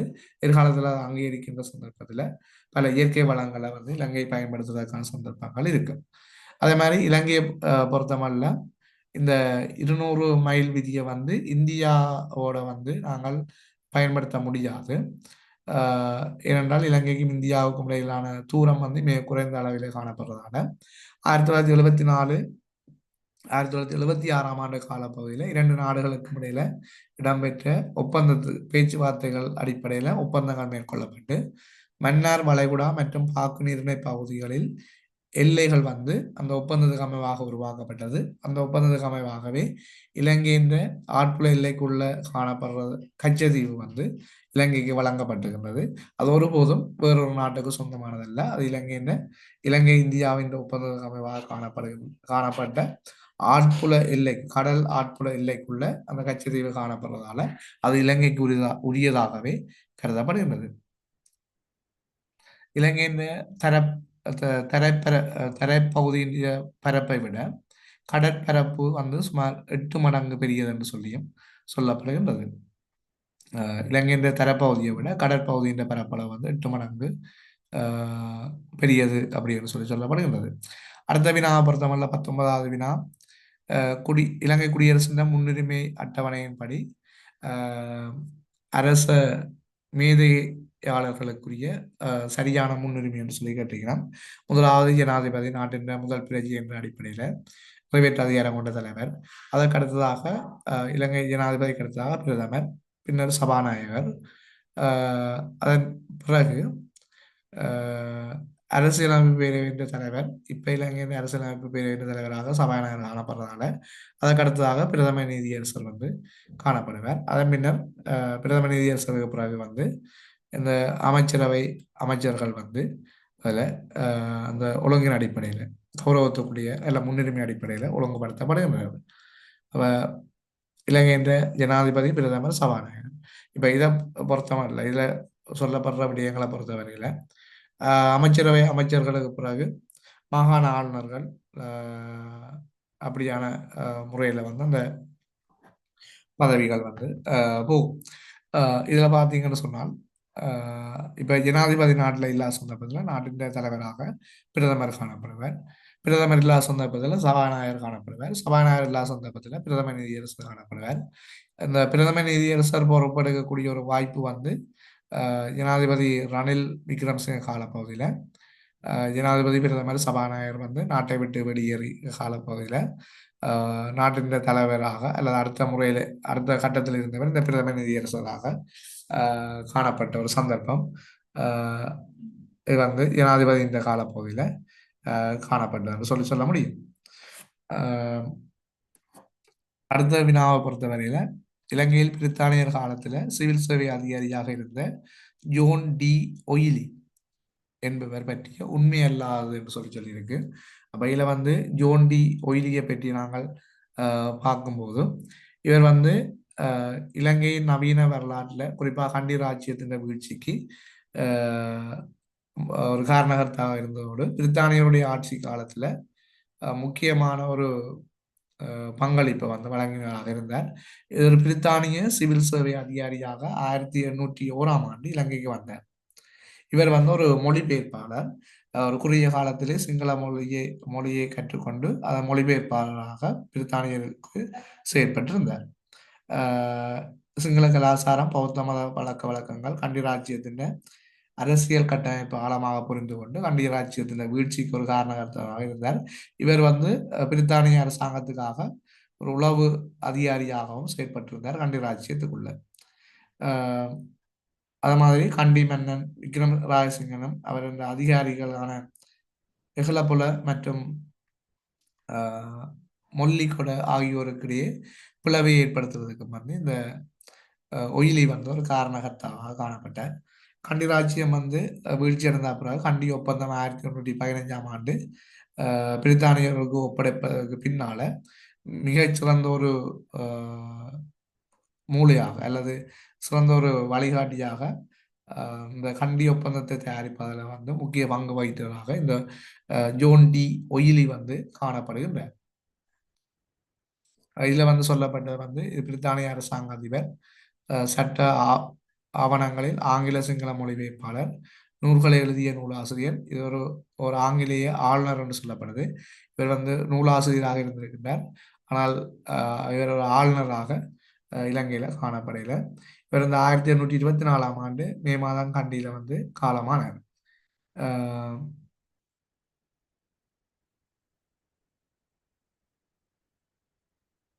இவர் ஒரு மறைமுக உளவாளி என்றும் சொல்லப்பட்டிருக்கிறது. இவர் சில நாட்குறிப்புகள், டயரி ஆஃப் ஜோன் டி ஒய்லி என்ற பெயரில் வந்து நாட்குறிப்பு அல்லது நூலை வந்து எழுதி வெளியீடு செய்திருக்கிறார் என்று சொல்லியும் சொல்லப்படுகிறது. இது ஒரு வரலாற்று ஆவணமாக வந்து தற்போது வந்து கருதப்படுகின்ற விடயமாக இருக்குது. அடுத்தது வந்து சாக் அமைப்பு, அதை பற்றி சொல்லப்படுறது தென்னாசிய பிராந்தியத்தில் வந்து ஒத்துழைப்புக்கான கூட்டமைப்பினால் அனுசரணை வழங்கப்படும் சர்வதேச பல்கலைக்கழகமான தென்னாசிய பல்கலைக்கழகம் அமைந்திருக்கும் நகரம் உங்களுக்கு தெரியும். இது பல தடவைகள் பல இடங்களில் நீ கேள்விப்பட்ட விடயம். புதுடில்லியில வந்து அது அமைஞ்சிருக்குது. சாக் சாக் அமைப்பை பொறுத்த வரையில உங்களுக்கு தெரியும் 1885ஆம் ஆண்டு டிசம்பர் 8ஆம் தேதி பங்களாதேஷ் நாட்டின டாக்கா நகரில் வந்து சாசனம் சாசனம் கையெழுத்திடப்பட்டு உருவாக்கப்பட்ட ஒரு அமைப்பாக இருந்தது. இது இந்த தலைமையகம் வந்து நேபாளம் நாட்டின் காத்மண்ட் நகரில் வந்து அமைந்திருக்கின்றது சாக் அமைப்பின் தலைமையகம். இதில் உறுப்பு நாடுகள் 8, இறுதியாக வந்து ஆப்கானிஸ்தான் நாடு இணைந்திருந்தது 2007ஆம் ஆண்டு. இலங்கை, இந்தியா, பாகிஸ்தான், பங்களாதேசம், நேபாளம், பூட்டான், மாலத்தீவு, ஆப்கானிஸ்தான் போன்ற 8 நாடுகள் வந்து இதன் உறுப்பினராக காணப்படுகின்றன. இதில் வந்து பிராந்திய பொருளாதார வளர்ச்சி, சமூக முன்னேற்றம், கலாச்சார வளர்ச்சி, நாடுகளுக்கு இடையிலான கூட்டு தன்னிறைவை வளர்க்கிறது, பரஸ்பர நம்பிக்கை மற்றும் ஒருவருக்கொருவர் பிரச்சனைகளை புரிந்து கொள்கிற போன்ற விடயங்கள் வந்து நோக்கங்களாக கருதப்படுகின்றன. சாக் அமைப்பின் முக்கிய விடயங்களாக சப்டா உறுப்பு நாடுகளுக்கு இடையிலான வர்த்தக வரிகளை குறைத்து சுதந்திர வர்த்தகத்தை ஊக்குவிப்பதற்கான ஒரு ஒப்பந்தம் சப்டாவாக உருவாக்கப்பட்டிருக்கின்றது. அதே மாதிரி சாக் பல்கலைக்கழகம் புதுடில்லியில உருவாக்கப்பட்ட ஒரு சர்வதேச பல்கலைக்கழகமாக காணப்படுகின்றது. அதே மாதிரி சாக் உணவு வங்கி வந்து இது அவசர காலங்களில் உணவு பற்றாக்குறையும் போது உறுப்பு நாடுகளுக்கு உதவுவதற்காக உருவாக்கப்பட்ட ஒரு அமைப்பு. அதே மாதிரி கலாசார மையம் இலங்கையின் மாத்தறை மாவட்டத்தில் சாக் கலாசார மையம் வந்து காணப்படுகின்றது. இவ்வளவு வந்து சாக் அமைப்பை பொறுத்தவரையில் காணப்படுகின்ற மிக முக்கிய விடயங்களாக இருக்கின்றது. கடைசியாக 18வது சாக் மாநாடு வந்து 2014ஆம் ஆண்டு நீண்ட கால பகுதிக்கு முன்னர் நேபாளம் நாட்டின் காத்மண்ட் நகரில் வந்து நடைபெற்றது. அமைதி மற்றும் செழிப்புக்கு ஆழமான ஒருமைப்பாடு என்ற கருப்பொருளில் வந்து இந்த மாநாடு வந்து நடைபெற்றது. 19வது மாநாடு வந்து ரத்து செய்யப்பட்டது 2016ஆம் ஆண்டு நவம்பர் மாதம் பாகிஸ்தானில் நடைபெற இருந்தது. அந்த சந்தர்ப்பத்தில் வந்து இந்தியாவில் நிகழ்ந்த பயங்கரவாத தாக்குதல் காரணமாக அந்த மாநாடு வந்து இந்தியா புறக்கணிக்கப்பட்டதோடு அந்த மாநாடு வந்து ரத்து செய்யப்பட்டிருந்தது. அதே மாதிரி 2024 26 கால பகுதிகளில் வந்து 40வது சாசன தினம் வந்து 2024 டிசம்பர் 8ஆம் தேதி சாக் அமைப்பின் 40வது சாசன தினம், அதாவது உருவாக்கப்பட்ட டே வந்து கொண்டாடப்பட்டது, அனுசரிக்கப்பட்டிருந்தது. செயற்குழு கூட்டங்கள் தற்போது நடைபெற்று வருகின்றன. 2025ஆம் ஆண்டுக்கான செயற்குழு கூட்டம் வந்து நேபாளம் காத்மண்ட் நகரில் நடைபெற்றிருந்தது. இது வந்து 60வது அமர்வாக வந்து இந்த செயற்குழு கூட்டம் காணப்பட்டது. அது மாதிரி 2025ஆம் ஆண்டு டிசம்பர் இலங்கையில கொழும்புல சாக் நாடுகளின் தலைமை கால்நடை அதிகாரிகளின் 9வது மாநாடு வந்து நடைபெற்றிருந்தது 2025ஆம் ஆண்டு.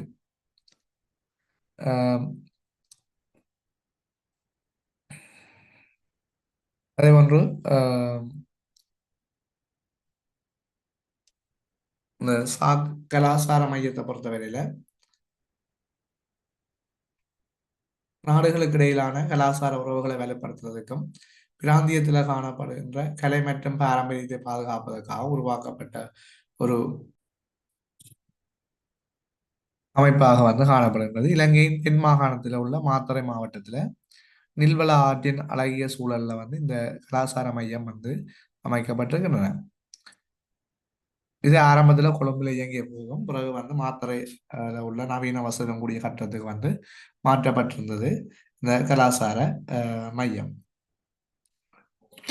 கலாசார மையத்தை பொறுத்தவரையில சாக் திரைப்பட விழா, கலைஞர்கள் முகாம், அது மாதிரி இசை மற்றும் நடன விழாக்கள், ஆராய்ச்சி கருத்தரங்கள் போன்றவை நடைபெறுகின்றது. ஒவ்வொரு ஆண்டும் உறுப்பு நாடுகளில் சிறந்த திரைப்படங்கள் திரையிடப்பட்டு அவற்றுக்கான விருதுகள் வந்து சாக் திரைப்பட விழாவினூடாக வழங்கப்படுகின்றது என்பதையும் கவனத்தில் கொள்ள வேணும். அதே மாதிரி அடுத்த வினாவை பொறுத்தமல்ல இலங்கையின் தற்போதைய அரசியலமைப்பு ஏற்பாடுகள் தொடர்பாக பின்வரும் கூற்றுக்களில் இது சரியானது என்று சொல்லி கேட்கப்பட்டிருக்கிறது.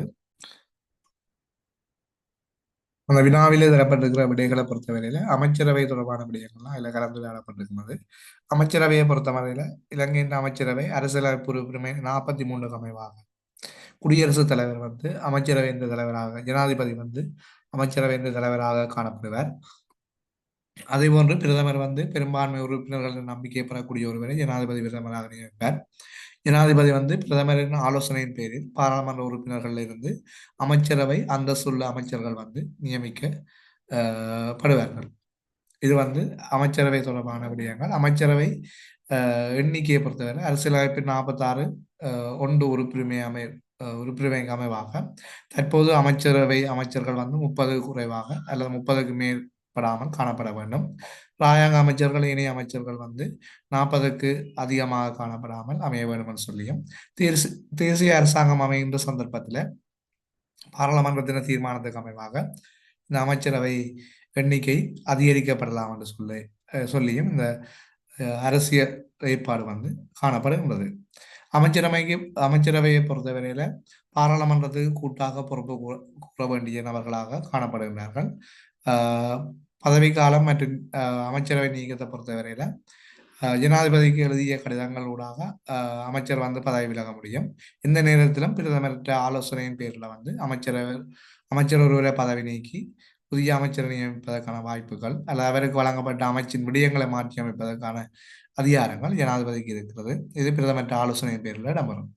ஜனாதிபதி பதவியிலிருந்து விலகினால் அல்லது பாராளுமன்றத்தில் அரசாங்கம் நம்பிக்கையில்லா தீர்மானம் மூலம் ஜனாதிபதி தோற்கடிக்கப்படுகின்ற சந்தர்ப்பத்தில் அமைச்சரவை வந்து கலைக்கப்பட்டதாகவே கருதப்படும். ஜனாதிபதி மாறும்போது அமைச்சரவை தானாகவே கலைக்கப்பட்டதாகவே கருதப்படுகின்றது.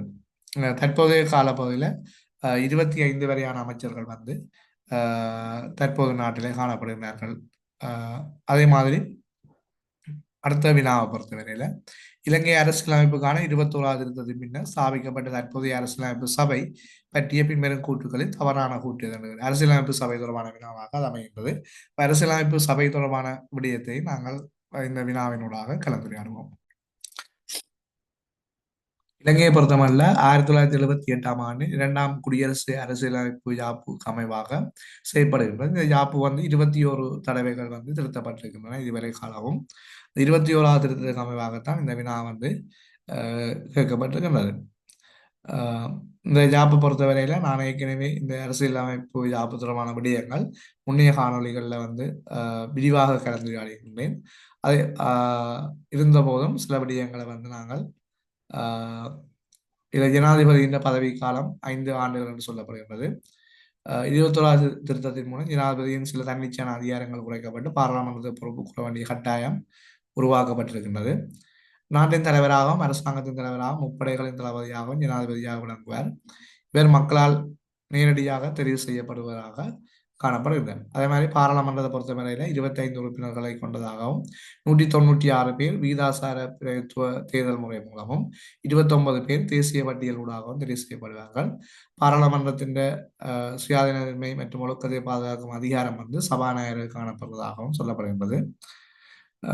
அரசியலமைப்பு பேரவையை பொறுத்தவரையில தற்போதைய யாப்பு முக்கிய அரச பதவிகளுக்கான நியமனங்களை வழங்குவதற்காக இந்த அரசியலமைப்பு பேரவை வந்து அல்லது அரசியலமைப்பு சபையினை வந்து உருவாக்கி உள்ளது.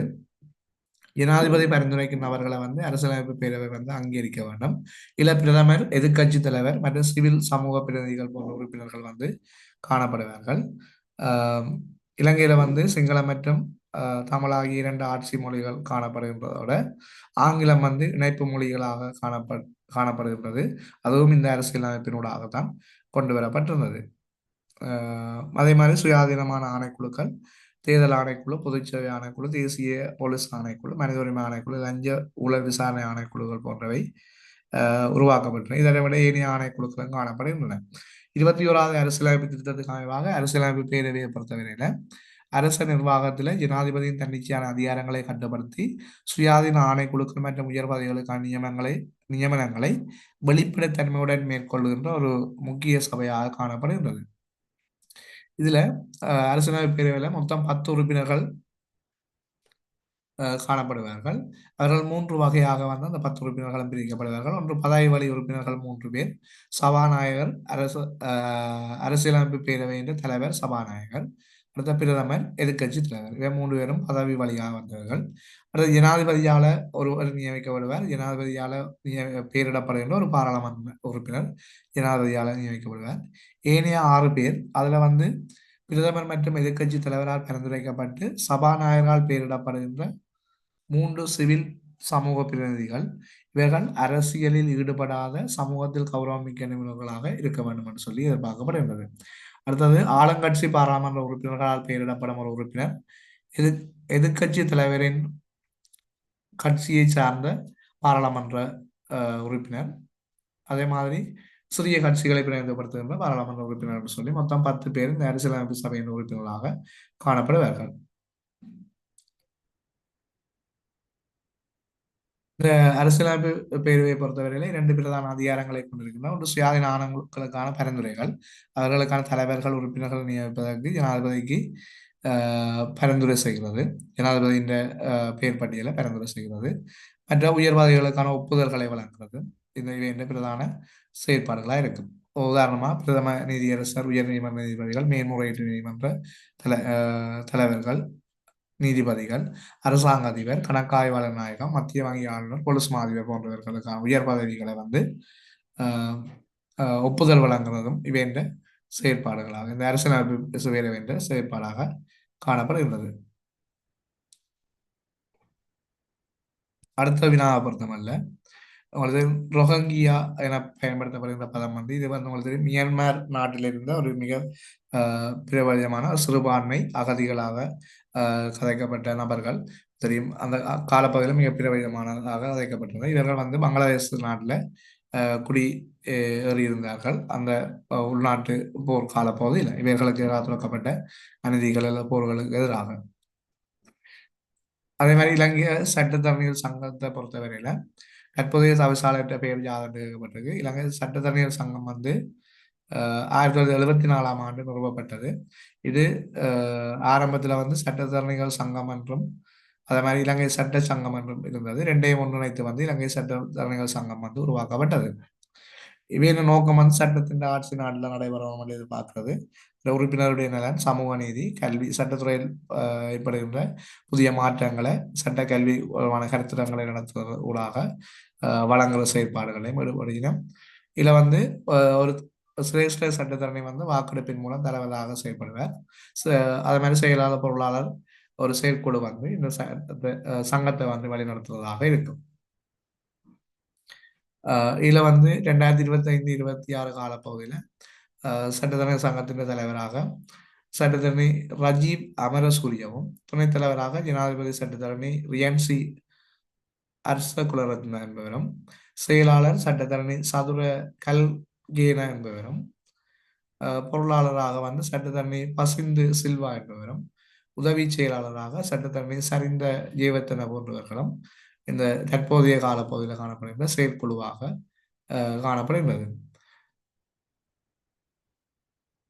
அது மாதிரி இந்த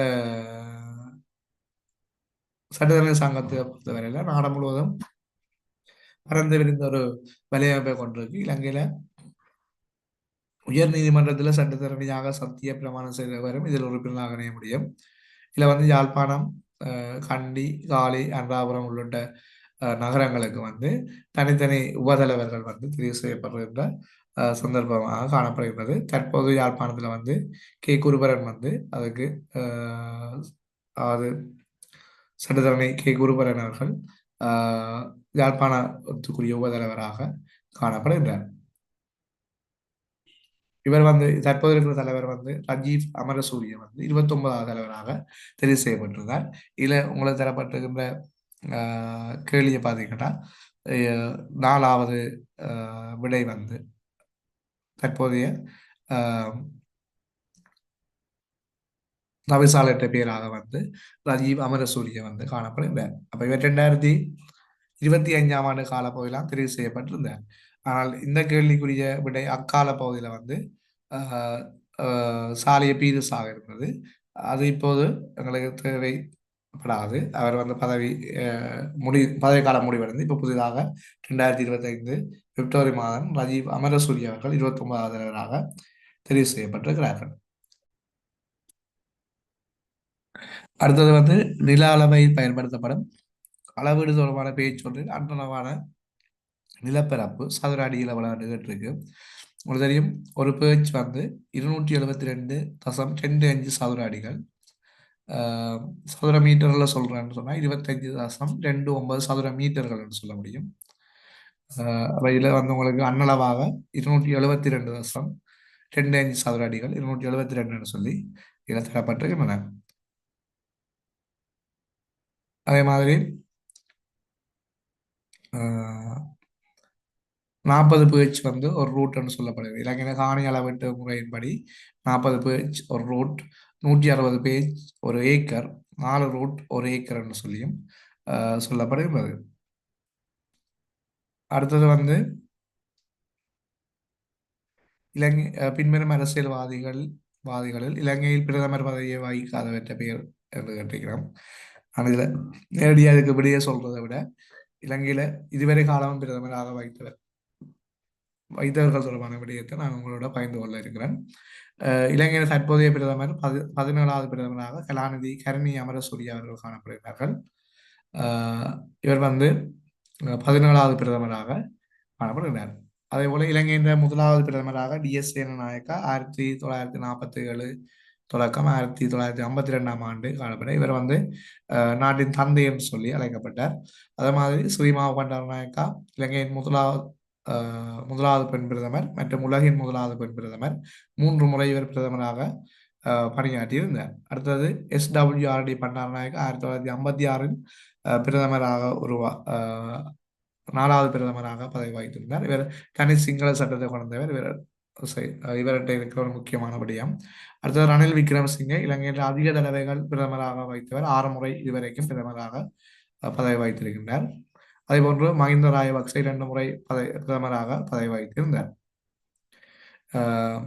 அதில் வந்து பிரதமர்களை பொறுத்தவரையில முதலாவது டிஎஸ் சேனாயக்கா, 2வது டல்லி சேனாயக்கா, 3வது சேர் யோன் கொத்தலாவில், அடுத்தது 4வது SWRD பண்டாரநாயக்கா, அதன் பின்னர் ஸ்ரீமா பண்டாரநாயக்கா, ரணில் விக்ரமசிங்க, மஹிந்த ராஜபக்ச, தினேஷ் குணவர்த்தன, கரணி அமரசூரிய போன்றோர் பிரதமராக வந்து இதில் பதவி வகித்திருந்தார்கள்.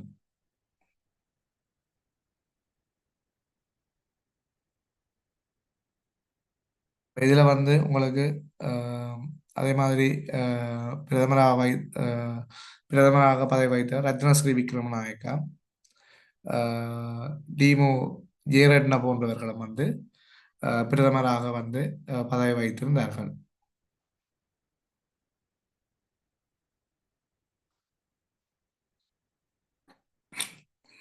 அதே மாதிரி பார்த்தீங்கன்னு சொன்னால் தெரியும், இதில் சொல்லப்படுற டிபி விஜயதுங்கன்றது வந்து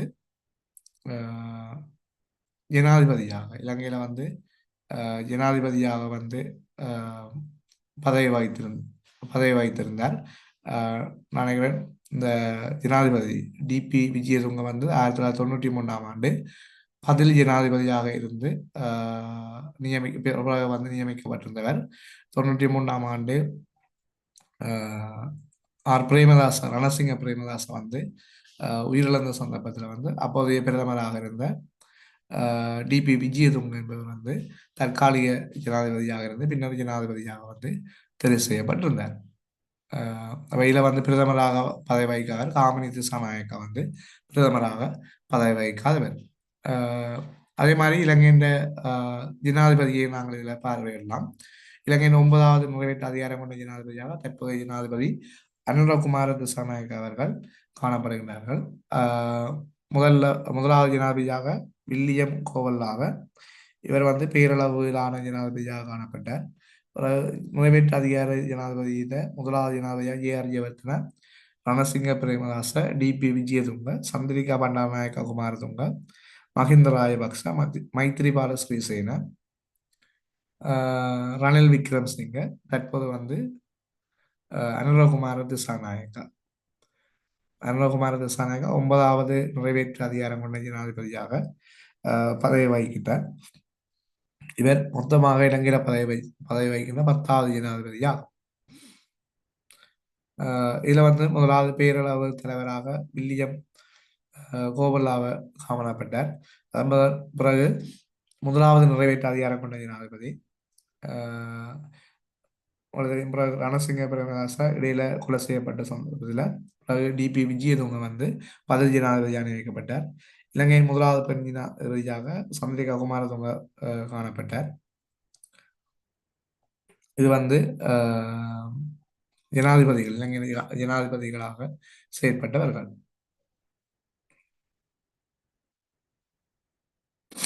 அதுல வந்து ஜனாதிபதிகள்ல வந்து தேர்தல் மூலம் தெரிவு செய்யப்படாத 2 ஜனாதிபதிகள், ஒன்று டிபி விஜயதுங்க, அடுத்தது ரணில் விக்ரமசிங்க. இவர்கள் தேர்தல் மூலம் தெரிவு செய்யப்படாத ஜனாதிபதிகள். மொத்தமாக இலங்கையில ஜனாதிபதியாக இருந்தார்கள் 10 பேர். தேர்தல் மூலம் தெரிவு செய்யப்பட்டார்கள் 8 பேர் வந்து தேர்தல் மூலம் தெரிவு செய்யப்பட்டாங்களா இருக்கிறோம். அதுல வந்து 2 தடவைகள் ஜனாதிபதியாக பதவி வகித்தவர்களும் காணப்படுகின்றனர். அந்த வகையில 9வது ஜனாதிபதியாக தற்போதைய ஜனாதிபதி காணப்படுகின்றார்.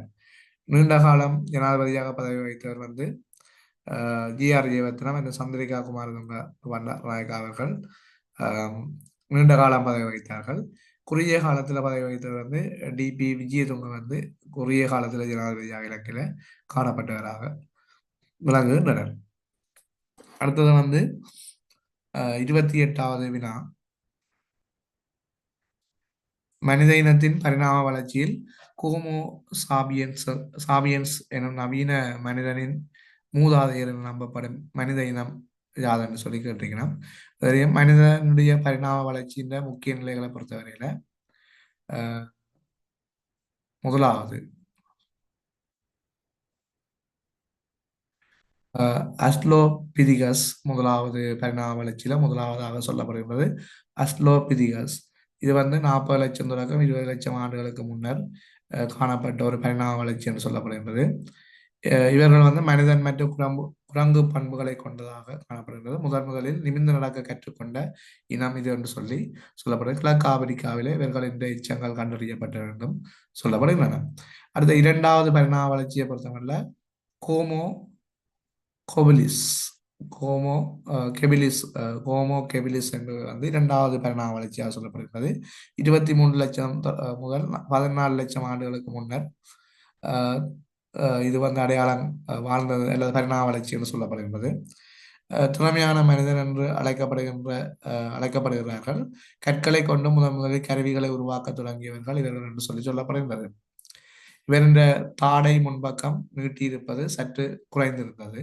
இந்த 2வது பரிணாம வளர்ச்சி கோமோ கெபிலிஸ். 3வது கோமோ எரடக்ஸ். கோமோ எரடக்ஸ் இது வந்து 18 லட்சம் ஆண்டுகளுக்கு முன்பு வாழ்ந்ததாக சொல்லப்படுகிறது.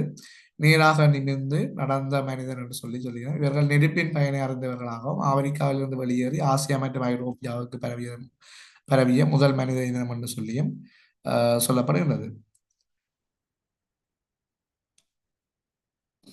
அடுத்தது 4வது பரிணாம வளர்ச்சியை பொறுத்தவரை நியாண்டர்தால். இது வந்து 1,30,000 முதல் 40,000 ஆண்டுகளுக்கு முன் பரிணாம வளர்ச்சியாக காணப்பட்டு சொல்லப்படுகிறது. இவர்கள் கரட முரடான உடல் அமைப்பை கொண்டிருந்தனர். இறந்தவர்களை புதைக்கும் பழக்கம் இவர்களிடம் இருந்தது. இவர்கள் நவீன மனிதர்களிடமிருந்து சற்று வேறுபட்டவர்கள் என்று சொல்லப்படுகின்றது. இவர்கள் அவர்களுடன் சமகாலத்தில் வாழ்ந்தார்கள் என்று சொல்லியும் சொல்லப்படுகிறது. அடுத்ததாக 5வதாக வந்து கோமோ சாப்பியன்ஸ் கோமோ சாப்பியன்ஸ். இது வந்து 3 லட்சம் ஆண்டுகளுக்கு முன்பு தோன்றி இன்று வரை காணப்படும் என்று சொல்லப்படுகிறது. சுய சிந்தனை கொண்ட மனிதன், நவீன மனித இனமாக நாம் அனைவரும் இந்த வகையை சார்ந்தவர்களாகவே கருதப்படுகிறது. மனிதன் பரிணாம வளர்ச்சியில நிமிர்ந்து நடத்தல், மூளை வளர்ச்சி, கருவிகளின் பயன்பாடு, நெருப்பு மற்றும் சக்கரம் போன்ற அடிப்படையில் இந்த பரிணாம வளர்ச்சி மாற்றங்கள் சொல்லப்படுகிறது.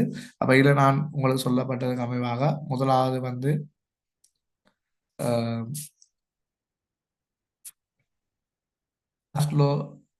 பிதிகஸ்.